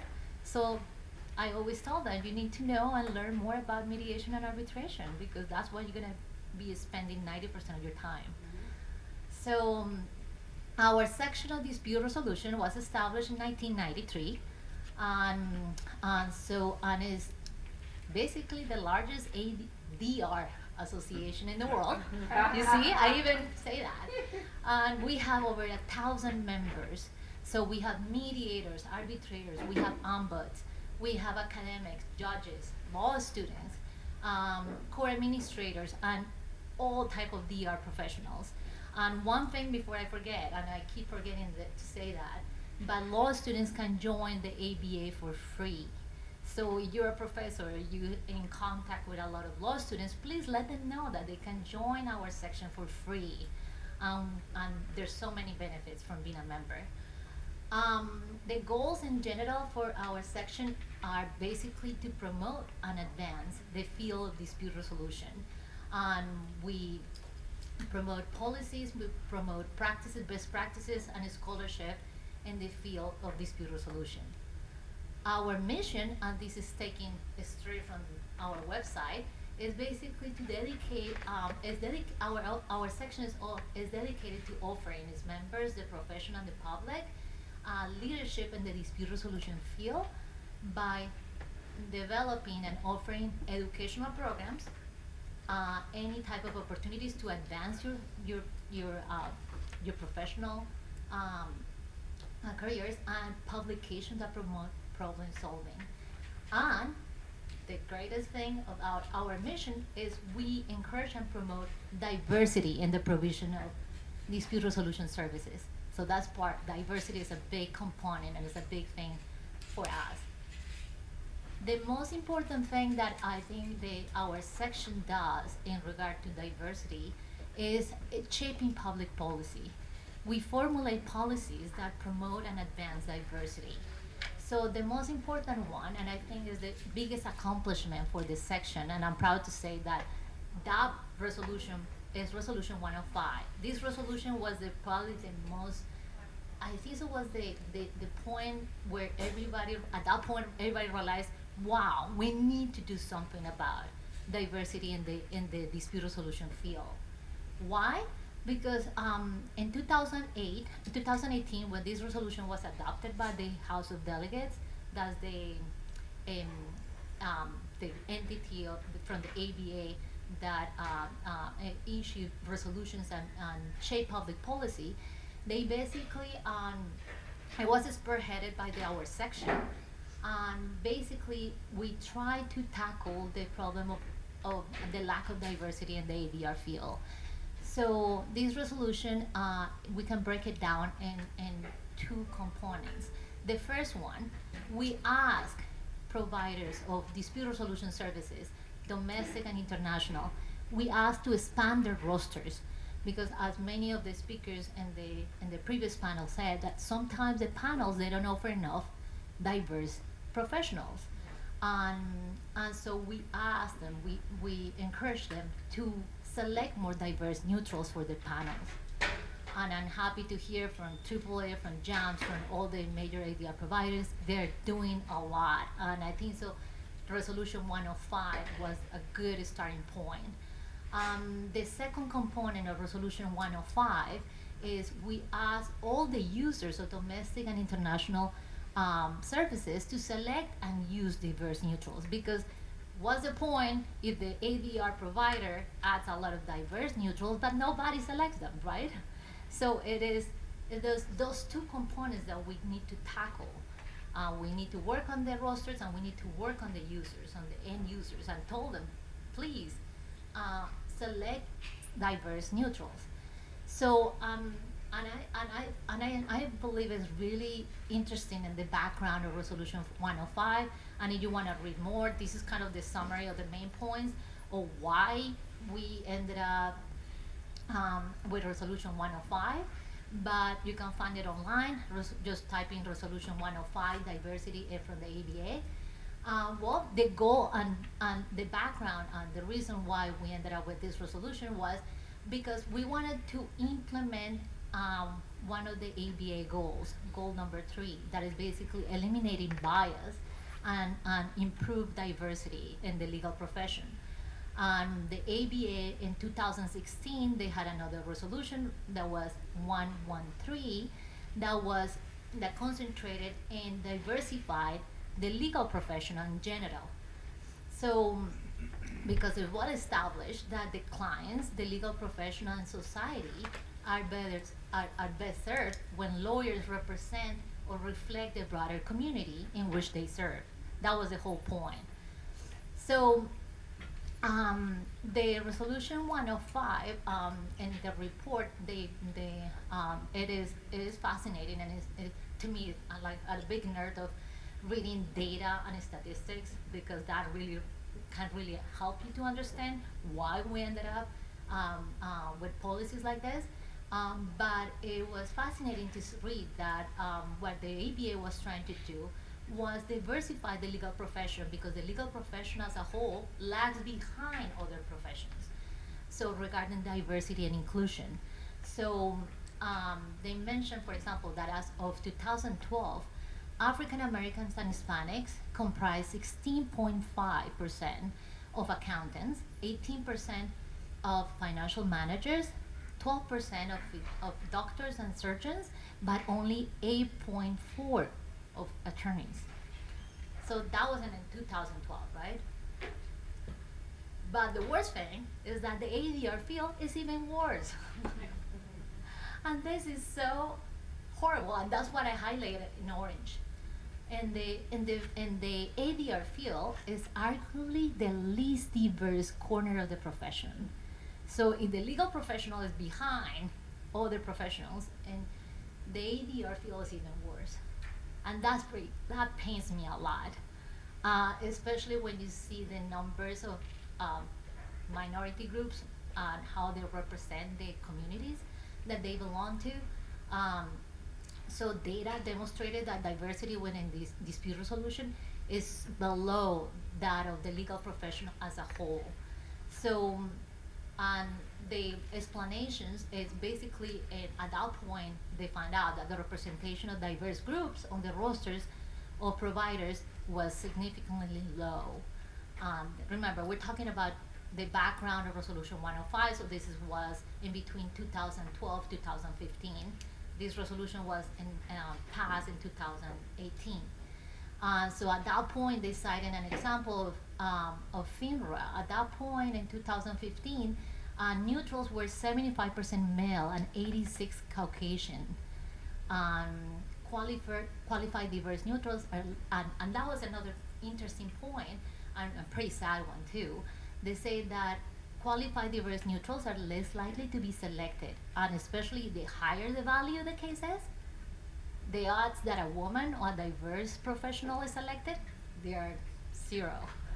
So if you get a $10 million case, the chances that you get a minority, a woman, selected as a mediator and arbitrator for that case, they were not.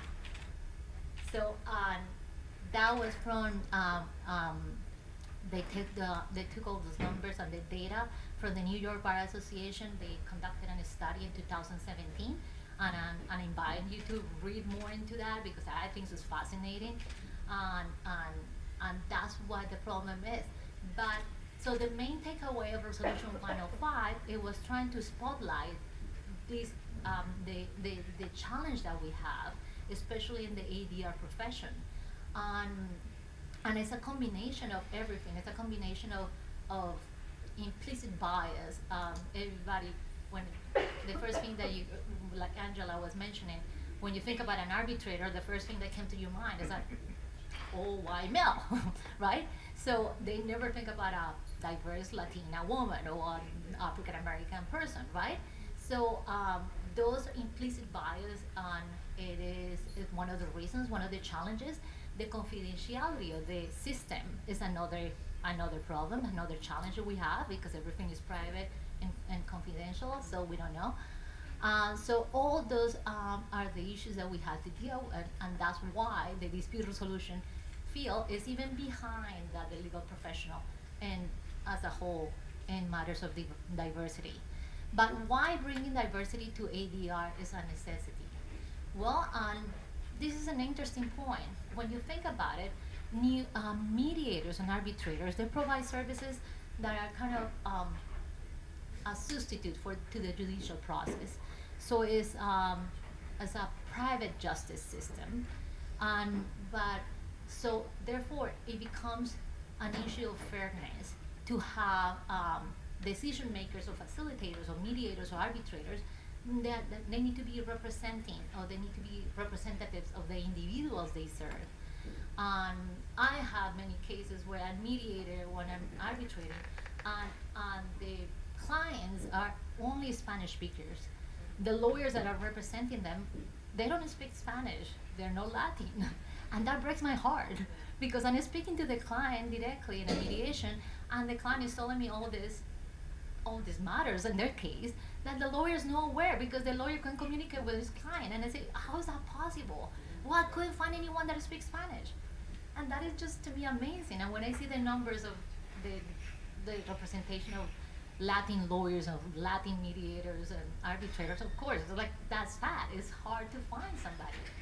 So, and to get a snapshot, a good overview of where we are right now, I would recommend to check out the ABA profile of the legal profession.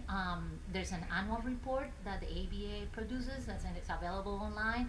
And the one from 2023 is very interesting. So basically, it provides that we have 1.3 million lawyers in the United States right now, and 1/4 of those lawyers are just in 2 states, New York, California. So combined, New York and California, they have 27% of the nation's lawyers. This is an interesting number too. So nationwide, there are nearly 4 lawyers for every 1,000 residents. Can you imagine?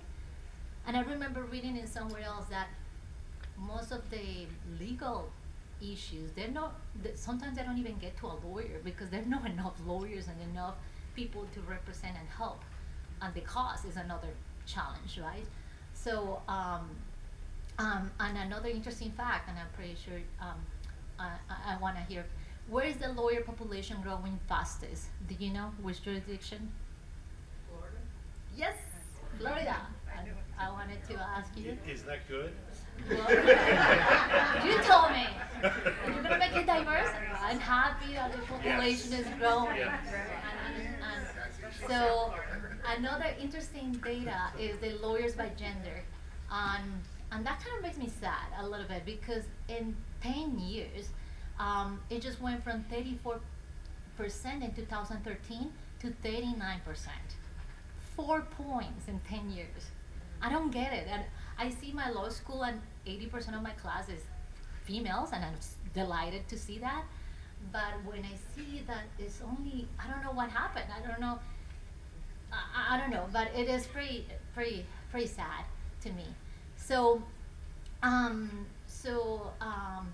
the other interesting data that the ABA profile of the legal profession provides is lawyers by race and ethnicity. This is interesting. For example, Asian American lawyers, the number doubled in the last 10 years. So from 5.5 in 2022 is now 6% in 2023. So the group of Asian American lawyers are representing the community, because the Asian American community is 6.3% of the population. So they're well represented. Hispanic, again, and African American are the numbers that make me really sad, because Hispanic, it rose from 3.7% in 2013. It went to 6%. That's good, but we're still underrepresented, because we have 19% of the population that are Hispanic. And African American, the number is basically the same. Is 4.8% of the profession in 2013, and it went to 5%. Nothing, didn't increase, didn't change. But the population is 13% of the population are African American. So we're still underrepresented in African American group. And the Native Americans, that's even worse. 1% of lawyers are Native American, and I was very happy to see that the new president of the ABA is of Native American descent, and she was really proud. The day when she became the president, she became with her whole outfit and the ritual, and all the group, they came to the ceremony. That was very, very exciting. Another things that I want to mention and highlight is my awesome committees, Women in Dispute Resolution. So remember, the section of dispute resolution have 10,000 members. We have 20 subcommittees, and one of the committees is on fire promoting the diversity in the dispute resolution field.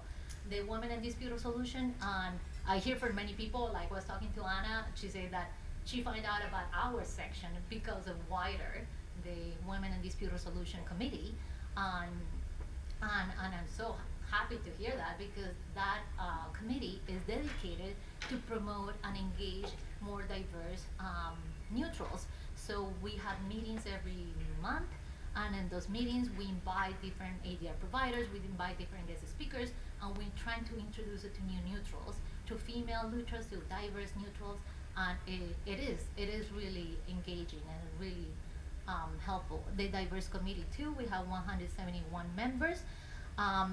We have 2 annual directories, and those directories are the Women in Dispute Resolution Committee directory.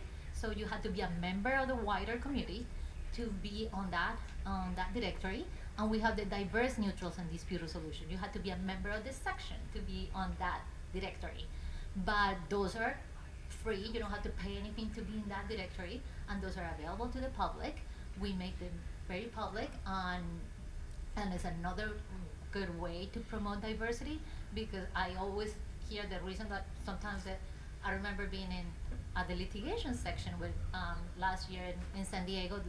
We had a panel about mediation, and the first question we asked the audience was, how many female mediators did you select for your cases? And was 35% or 40% say that they and there were female in the audience. I remember the Women in Litigation conference I met Kelly there, and I was very surprised, because female lawyers are not selecting female neutrals, and only 35 to 40%. That's pretty sad. And so you have no excuse anymore. You can go to those directories anymore, and you're like, don't tell me that you don't know enough female neutrals, because we have plenty of directories where they're available to the public. Don't tell me that you can find anyone. They're here, they are, and we have hundreds of really qualifying female and diverse neutrals that you can find. Another good resource, we have a diversity resource page, so you can find the 2 directories there. You can find, that is all on the website of our section. We have guides of how you can help increase the selection of diverse neutrals. We have that for ADR providers, we have that for end users, we have that for lawyers, for anyone that is interested in knowing how they can help increase the selection of neutrals. Many of our community initiatives are in this resources page. We have many educational programs and events, and I'm always eager to recruit more diverse speakers. I asked here Angela to be my educational programming officer, and I was begging her to be on my executive committee, because I wanted to have more Latinos and more diversity in my board. And I always talk to her about how important it is to have representation of different representations in our programs and events. So I care a lot about having a diverse speakers, especially I see a lot in arbitration, and arbitration is male dominated. So I try to put as many women as possible in all my programs and webinars about arbitration. And I always talk to Angela, like, please find females, please find them. I don't care what you have to do, but find females and get them in our programs and webinars. We have really different, really great programs. The Mediation Institute in October. We have the spring conference coming in April. I invite everyone to come. This is the largest conference of dispute resolution professionals. We're expecting at least 500 people. I'm kind of worried now because they just told me this morning that the first day is sold out. So, but please sign up. They still have time to sign up. And the Arbitration Institute that is coming up in June. If you want to get more involved with this section, I would recommend to join one of our committees. Joining a committee is a great way to be more involved, to know what the section is doing, to get into to get to know professionals from all over the world. We have not only local and national, we have members from all over the world. So and we have 20 committees. Every committee is fascinating. We have mediation, arbitration, wider. We have employment. We have healthcare. We have everything you want about ADR and DR. And so how to join? Well, you can just go to the website. Remember, law students can join for free. Repeat that again. And there are many benefits from being a member. You get to network with DR professionals. You can get discounts on CLE programs, or free CLE programs, professional development resources.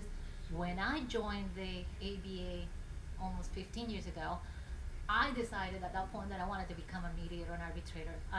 But there's no defined path about how to become a mediator and arbitrator. There's no single way that, okay, you need to go through these steps, right?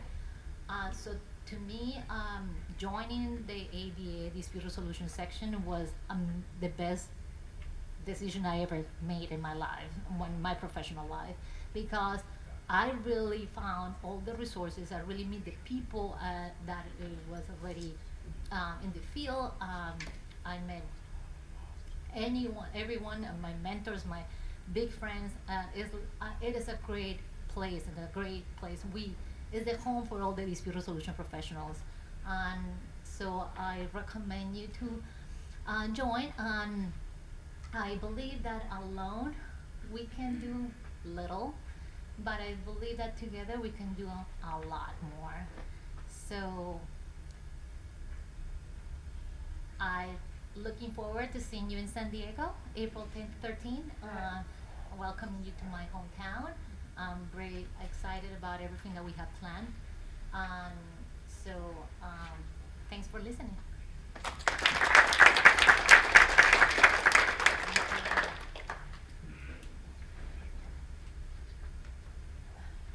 Thank you, Anna.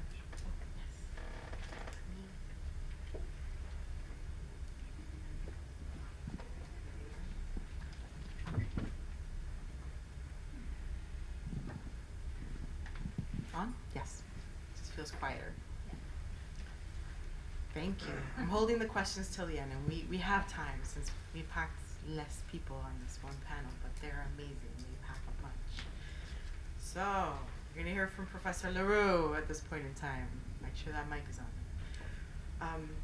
Tell us about, I'm gonna start with the Ray Corollary Initiative, if you don't mind. I'm glad to pull it up on the computer if you want, for people to see the site and things of that sort. But tell us how the RCI came to be and what it is. Thank you, and thank you, Anna, for the invitation to be here today. Can everybody hear me okay? Yes, mic is working? Okay, great. Thinking about me? No, I didn't like it. What's that? I'm going to start by indicating that Anna and I share some history. She indicated that about 15 years ago she became a member of the section. About 20 years ago, I was chair of the section. Says something about how old I am. We won't go any further into that. But to begin to answer your question, I've been a law professor, full-time law professor for 30 years. I've been a mediator and an arbitrator for 40 years. And I looked around, particularly at the arbitration profession, and I said to myself, and I have read Resolution 105, and I said to myself, diverse arbitrators and mediators and other neutrals aren't being selected. So I sat down to do what a law professor does, write a law review article. And that law review article, I was joined by a colleague, Alan Simonette, and we wrote an article called the Ray Corollary Initiative, How to Achieve Diversity and Inclusion in Arbitrator Selection. But keep in mind, while I may say arbitrator, I mean neutral, arbitrators and mediators. And in that article, what I pointed out was that ABA Resolution 105 was fundamental in terms of changing how we thought about it. The one thing that Resolution 105 did not have was a metric. How do you measure success? It called upon advocates and rostering entities to work toward increasing the number of persons selected. But without a metric, what are you measuring? And we all know if we don't measure it, it don't exist. And so that's the crux of the article. How did the Ray Corollary Initiative, that name, come about? Well, as I wrote the article, I began to think about how do I identify this? And the first woman to graduate from Howard University School of Law was Charlotte Ray. She graduated in 1872, and she was also the first black woman to be admitted to a bar in the United States. And I thought it fitting then to use her name as this. And I called it the Corollary for two reasons. Prior to the Ray Corollary Initiative, there existed two other initiatives. One, for those of you who are football fans, know of the Rooney Rule, which requires teams to interview at least one black coach or one minority coach and a woman during the interview process. Doesn't say anything about selection, and it shouldn't, but they had to be interviewed. The other major movement in this area was called the Mansfield Rule. And for those of you who are in large law firms, you know that the Mansfield Rule is based upon a 30% metric as well. What it's intended to do is to increase the number of persons who are named partners in law firms, who are on various teams, who are in upper management. And the metric that's used there is 30%. Now, I'm not a very creative person, so I said, why not use 30%? And now, let's use that when we were talking about the selection of arbitrators, mediators, and other neutrals. Let's talk to the various rostering entities, law firms, and others who select arbitrators and mediators, and ask them to pledge themselves to this 30% metric. Now I have to divert here, and I'm delighted that both JAMS and AAA are here today, because one of the things that prompted me to write this article as well is that I knew that there were various entities doing good work. The problem is we've been working in silos for the last 25 years. And so nobody knows what the success of one entity is. No one knows what the tries and get rid of, because it didn't work, of another. So one of the things that the Ray Corollary Initiative is attempting to do is to break down those silos and build up the cooperation. And I'm delighted to sit here today. It's not been a public announcement, so you're the first hearing it. The Ray Corollary Initiative has received a substantial 3-year grant from the AAA and the JAMS Foundation. We'll be making a public announcement about that. And without it, we could not begin to do the work that we're intending to do. And historically, CPR, which is one of the other private appointing agencies, was the first to adopt the Ray Corollary Initiative and to incorporate it into their selection process. And you've heard statistics about the increase, and CPR has seen a marked increase. I can't say how delighted I am that we're going to be working together with all of these entities. They're all on our board of directors, and so it's going to be an exciting 3 years. It's very exciting. Congratulations. Tell us about the pledges and the Ray Corollary Initiative. Tell how those work and how they were designed. Again, as I said before, I'm not very creative, but I'm a pretty good researcher. And so, looking into the empirical data, there have been studies that showed that if the selection pool, not the pool that leads to selection, but the selection slate, if it is 30% diverse,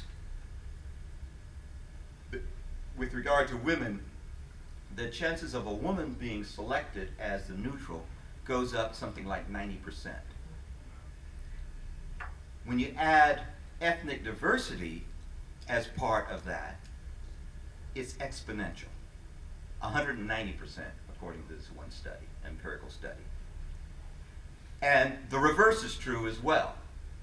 If it's not 30%, the chances of a woman or a diverse person being selected as a neutral goes almost to zero.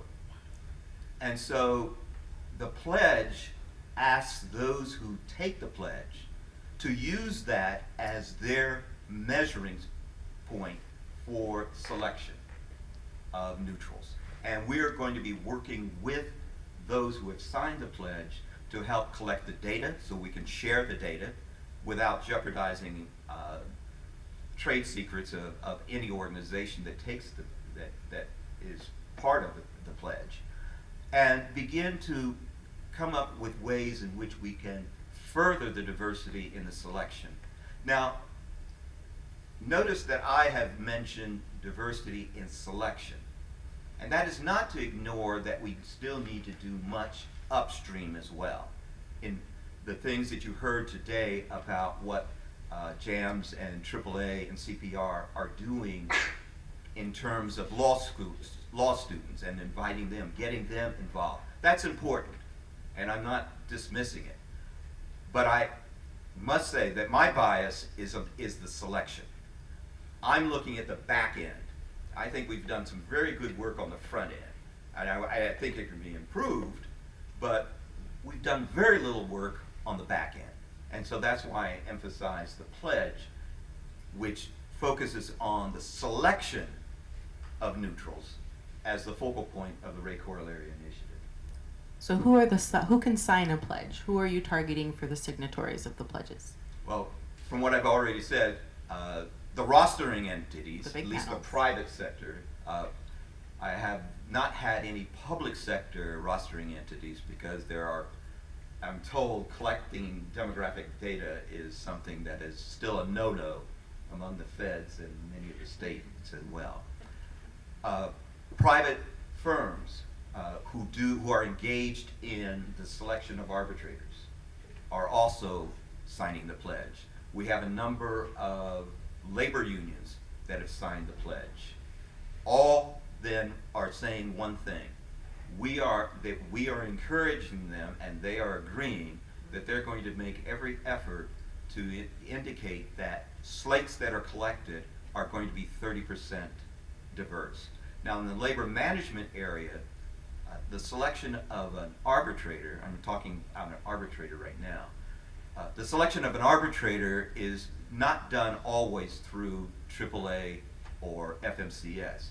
Many of those slates are put together after the collective bargaining agreement is negotiated, and then the parties sit down and come up with a roster of neutrals, and those neutrals are selected on a rotating basis. But we have invited, and we want to work with those who are doing that to ensure that they're coming to the table to do the same thing. And here's a short story. Before we became incorporated as a mission, my co-author, who is an arbitrator and a mediator, was the interest arbitrator for the city of Philadelphia and the FOP.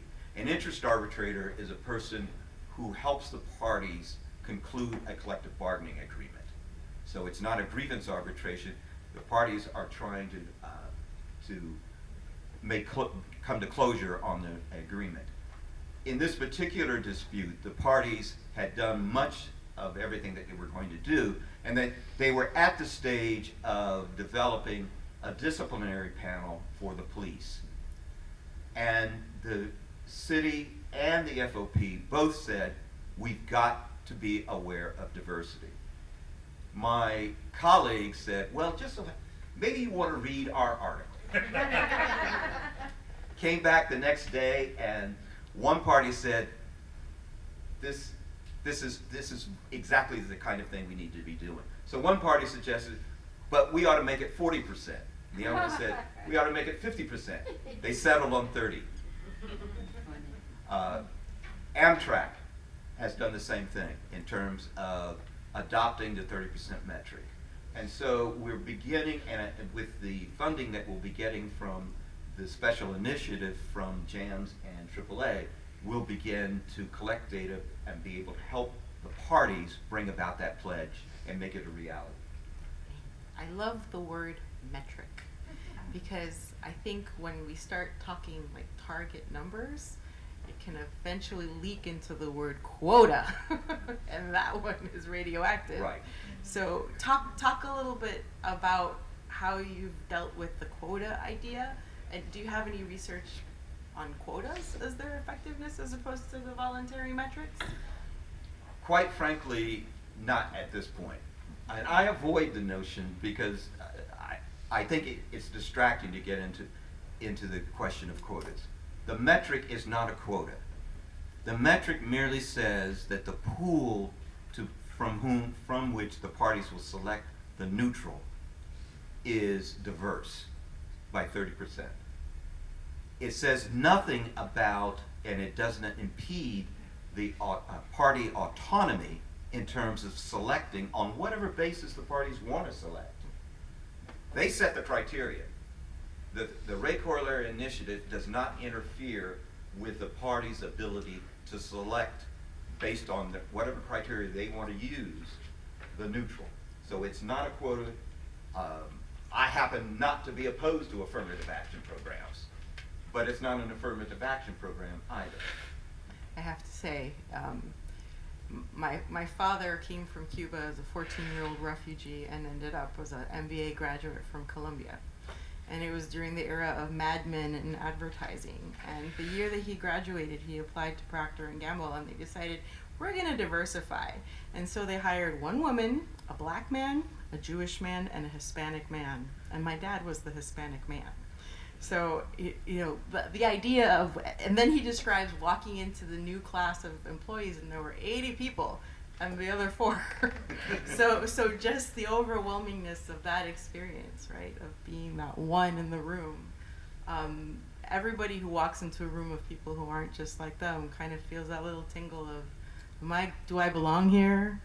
Am I safe?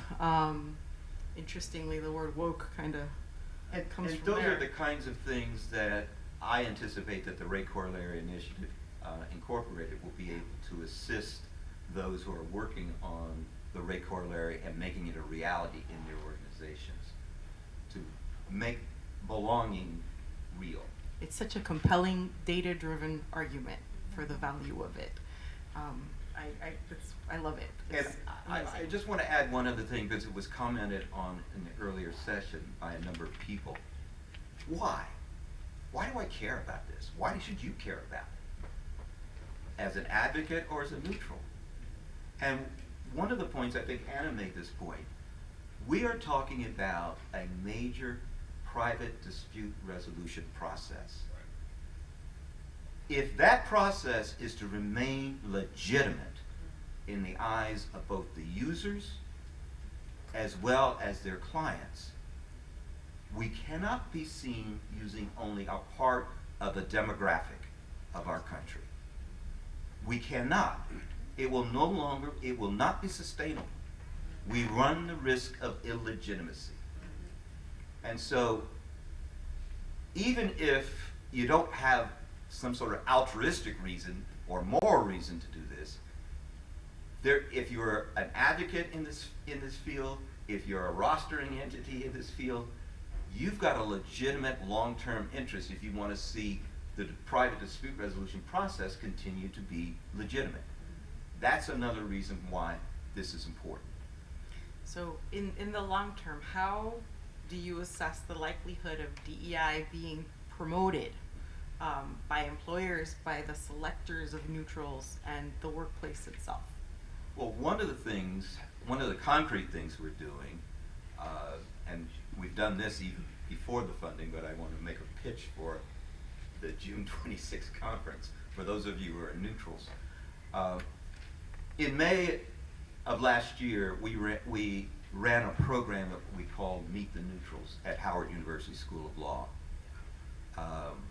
And I want to save my really deep thanks to Kim Taylor, who was the president of JAMS, and to Bridget McCormick, who was the president and CEO of AAA. They have really stepped up. Not only have they stepped up in terms of commitment by signing the RCI, but anytime an organization is willing to put money into it, that's real. That's real. Yes. And so I can't say too many good things about what they've done. And I don't want to leave CPR out. It's just simply not the same. It doesn't have a foundation. It's not at the level of size of the other two. But its initial work in adopting the RCI was very important. I think I got myself off the question. Just promote the Meet the Neutrals. Meet the Neutrals. Yeah. What we did and what we will be doing in June. Let me focus on the Howard, and then I'll connect it to the June event. We identified selectors of neutrals, and we identified neutrals who wanted to be selected, and we said, y'all come to Howard University School of Law on a night. We're setting aside a 2-hour period where selectors can meet neutrals that they may not have known before. We scripted the questions that the selectors would be using. We distributed those questions to the neutrals so there wouldn't be any gotcha. It was a safe space. We identified labor and employment, commercial and international commercial. And in a speed dating kind of setting, we call it now speed networking, the neutrals moved to various pods where they had an opportunity to talk to selectors for a set period of time. A bell would ring and everybody moved. At the end of the event, we asked the neutrals to put together a 1-page resume. And so we had a compendium of those resumes that we were able to make available to the selectors. So after the event, the selectors could follow up with the neutrals whom they may want to use in various cases. That was the first time we had done it. We thought it went very well. All the feedback we got, not empirical unfortunately, but that's what we hope to do in the future, was very good. Rolling forward in June of 2024, June 26th to be exact, we are replicating the Meet the Neutrals at the LIRA conference. Does everybody know what LIRA is? No. If you could Labor Employment Research Association. It will be held, the annual conference will be held in New York City beginning on June 26th. It'll run to, I think, the 28th. I think it's 3 or 4 days, but it's the first day that I'm concentrating on. So we're going to replicate the Meet the Neutrals.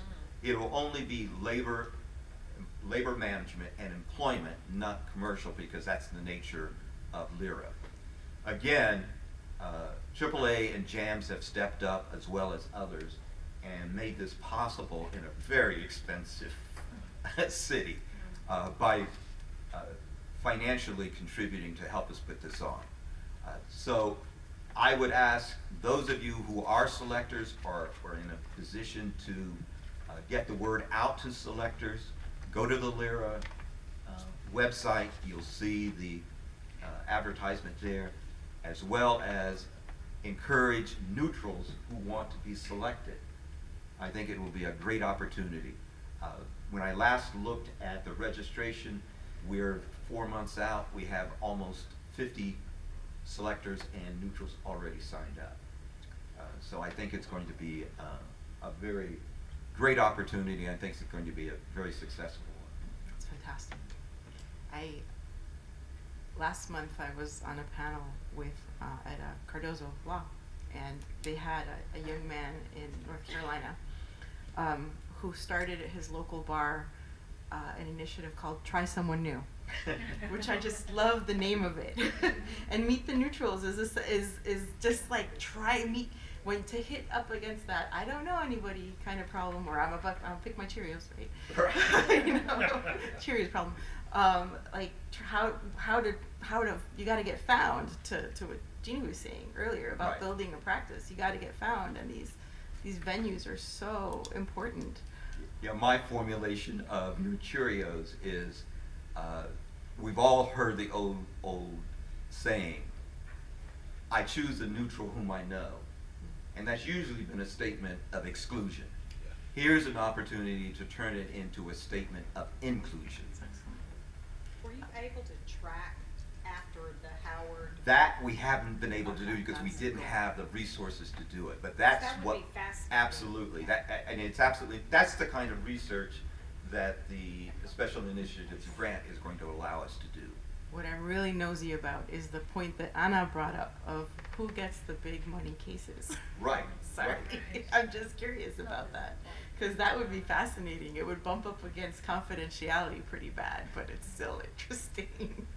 One of the other things that Anna mentioned that I want to go back to, you mentioned the importance of wider.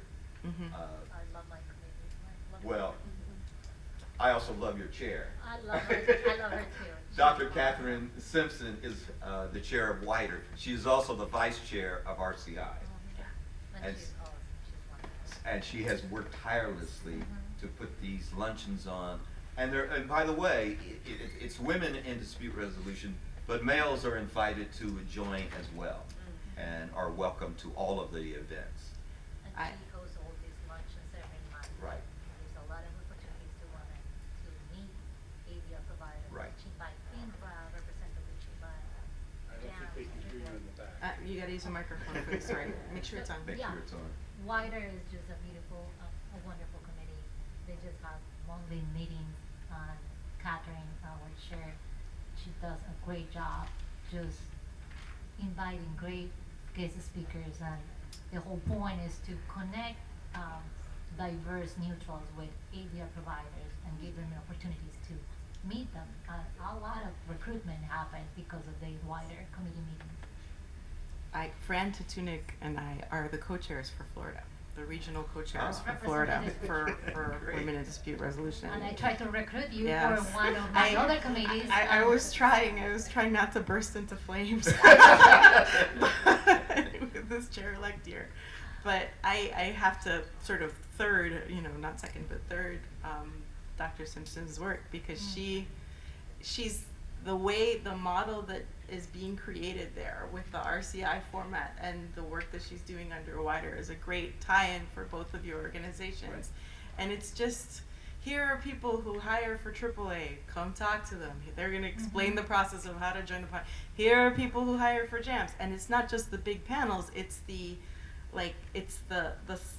more, I'm gonna say obscure, because civil law is so big, and there's all kinds of specialties, and you never know what the panels are that are out there that you could join that could turn into a flow of cases for you. To give you an example, the last luncheon was hosted, the guest was, I don't remember the exact name, but it's a sports, And it's for ADR provider, Right. yeah.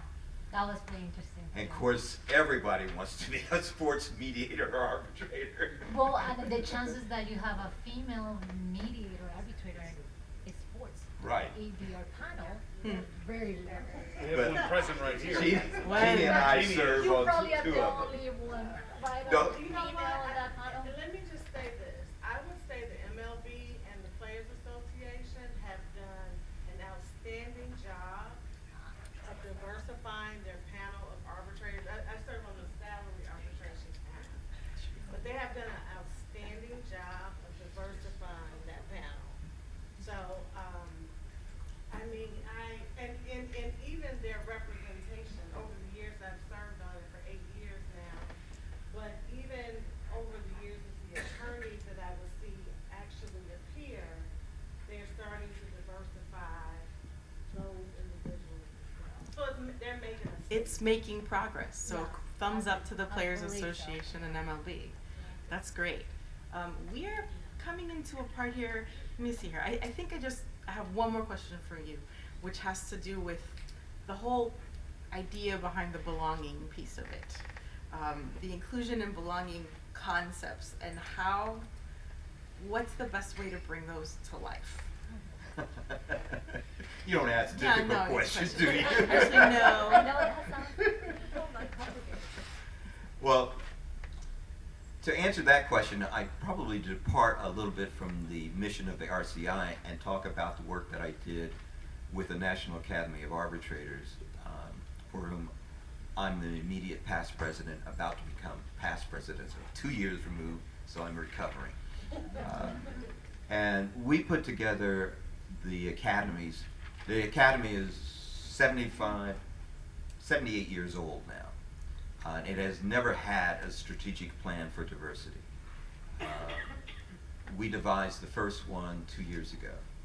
And we struggled with the term at first the committee was called simply DEI. And I insisted on the belonging.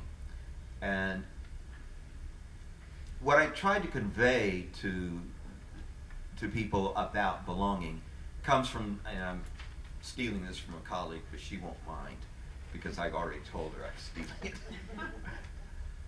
She says, inclusion means you get to be invited to the party. Belonging means you get to dance and you get to select the music.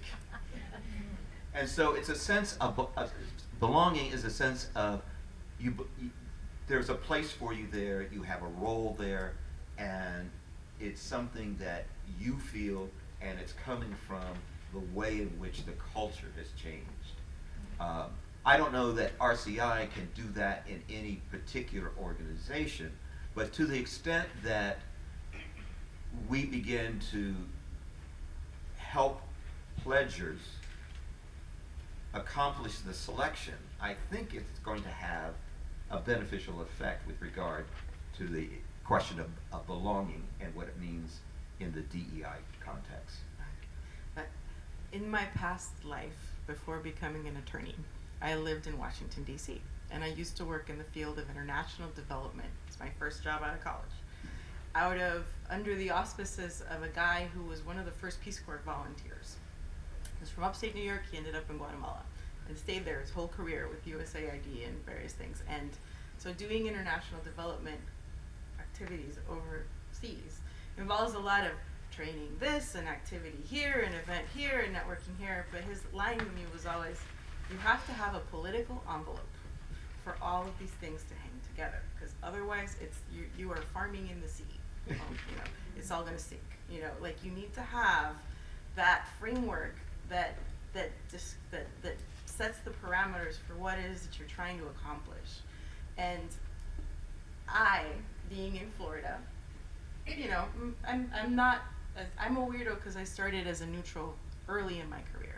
I got a master's in conflict resolution. It was like AA for lawyers. Like everybody's like, I'm 20 years out and I'm looking for a different way, and so I was like, oh, I'll start there. But it was very weird, right? So in that respect,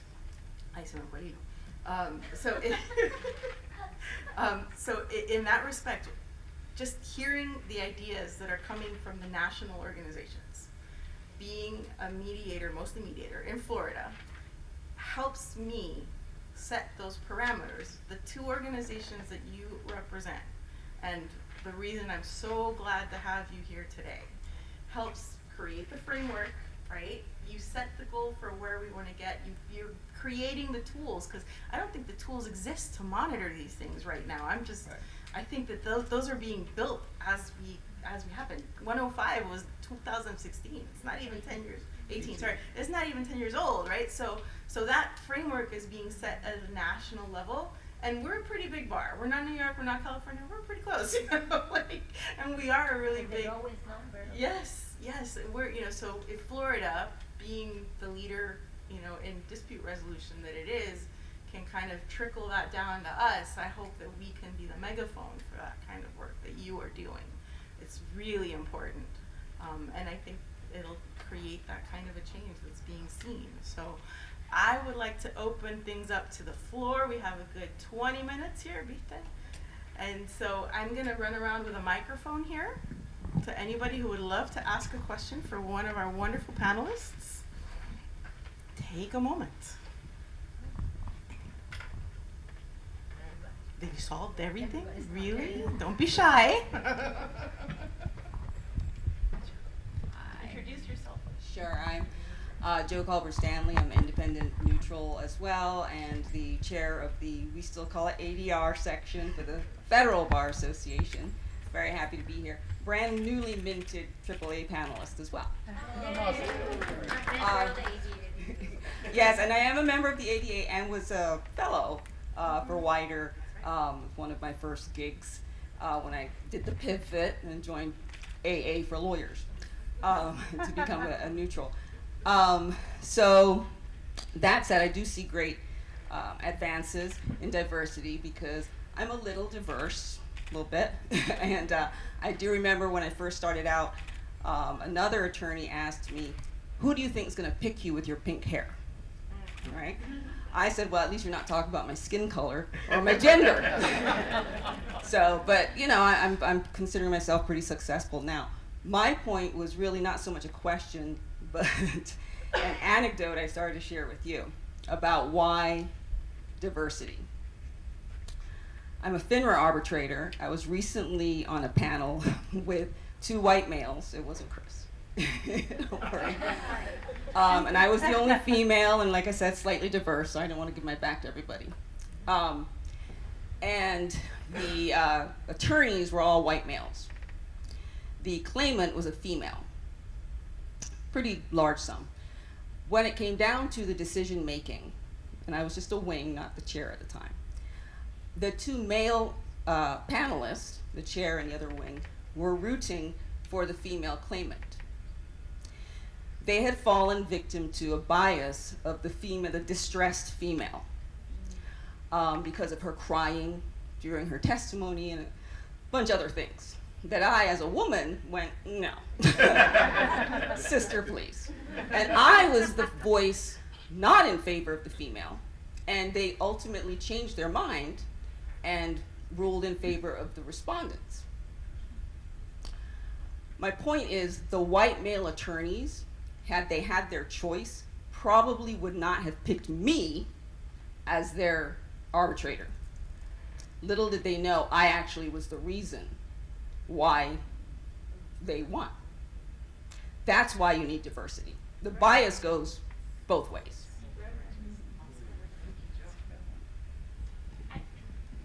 I'm sure you're sitting in the chair now. Yes. Anybody else? Don't be shy.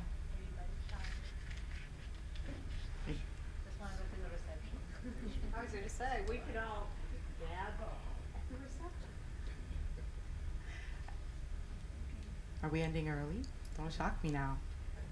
You know, we have more slides if you want. More statistics. We need more stats. Add more data. All right then. Any closing thoughts from our panelists then? Well, I don't know, go ahead. How about a thank you to you, young lady, for putting No this way.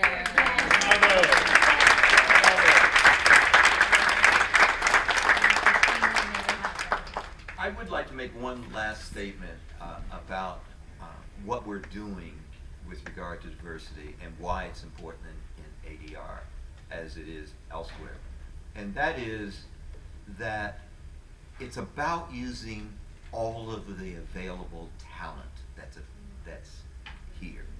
It's not about excluding or preferring, it's about using all of the talent.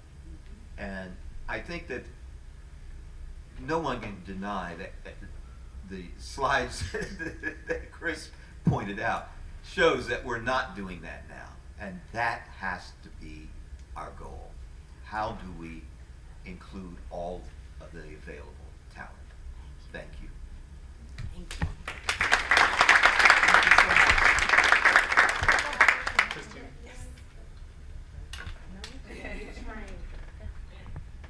I just wanted to make a comment too, because I think that this is sort of like a underpinning of what happens a lot with getting started in this practice, and it's the idea that somebody's taking my piece of the pie. The pie is huge. There is plenty of business out there for everyone, because what we didn't have in the statistics, but I have seen in other statistics most recently, is that a large percentage of all the work goes to a small group of individuals. That needs to balance out. That just does not make sense. You, as Homer mentioned, there's a huge talent pool. We need to use the entire pool of talent. The individuals who are getting 90% of the work, that, you know, it's only so much one individual can really do to actually serve the process. So I think that that's something that's important too, as we continue these conversations, is to talk about changing our mindset with how we look at business, because this is a business model, and that there is enough business to go around. So when you're reaching out to mentor people, you know, be open, you know, with your resources, be willing to help someone else. One of the things I recommend is when you're starting out is to have like a buddy arbitrator or buddy mediator as you're building, because it's a lonely profession being a neutral. And so having someone else who's going through the same things that you're going through at the same time is very, very useful. They're usually accessible. You can share information, and you're not in competition with each other. You're supporting one another.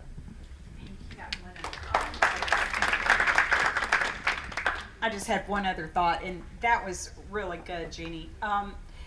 For those of us in Florida, we know what the political environment and the nasty words and the DEI and all that are now. So one of the things that I really like about what y'all said is how we talk about it and how we present it, so that we're not just, you know, somebody's gonna shut down as soon as you say, well, we need to get more diversity. I mean, we need to work on how we talk about that and why it's important. And your example was perfect. And I see that too, because everybody wants to buttonhole you if you're a female or a diverse person. I mean, whatever. They always assume that they know where you're going, but they don't. And I think that our strength is in the diverse viewpoints that are presented. And so I guess I'm just so like torn as to how to talk about this in Florida, because it's become such a dirty word. And so we just need to be cognizant of that. And I think measuring what matters. Well, but I think that the comments about how to improve and make us better, make a better process and a better expand our viewpoints. We just need to be cautious of that, because otherwise, I mean, I've got two brothers that if I said diversity, they're like, yeah, you know. I mean, so we got to think about that. We got to recognize there's a lot of people out there that when you talk about that are going to shut down.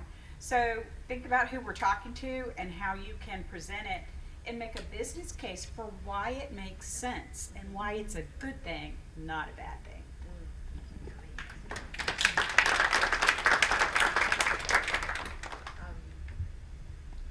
Other thoughts?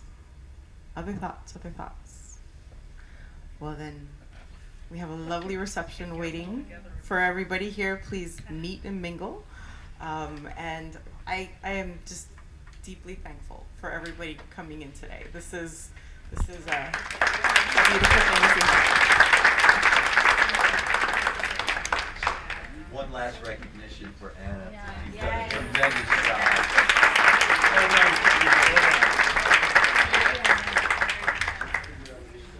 I'm gonna steal one tiny story. I'm sorry, I just thought of this one and I don't want to leave it, because the person it's about is one of the key people who started the diversity committee in ADR. And he is a legendary African-American attorney from Miami. He's retired now. And in the conversation, he told me that in all of his years in practice, he was never ever chosen in a case where there wasn't at least a party or a lawyer who was black. And I, when you go out there to start this conversation, Kelly, just thinking about what you said, I think the key question you just ask, and it doesn't put anybody on the spot, but you walk up to people and you say, in your years of practice, look back over the 10 years, look at the people that you've chosen as neutrals. How diverse are they? That's the question, right? That's your conversation hook to start this conversation. You're not making anybody embarrassed or ashamed.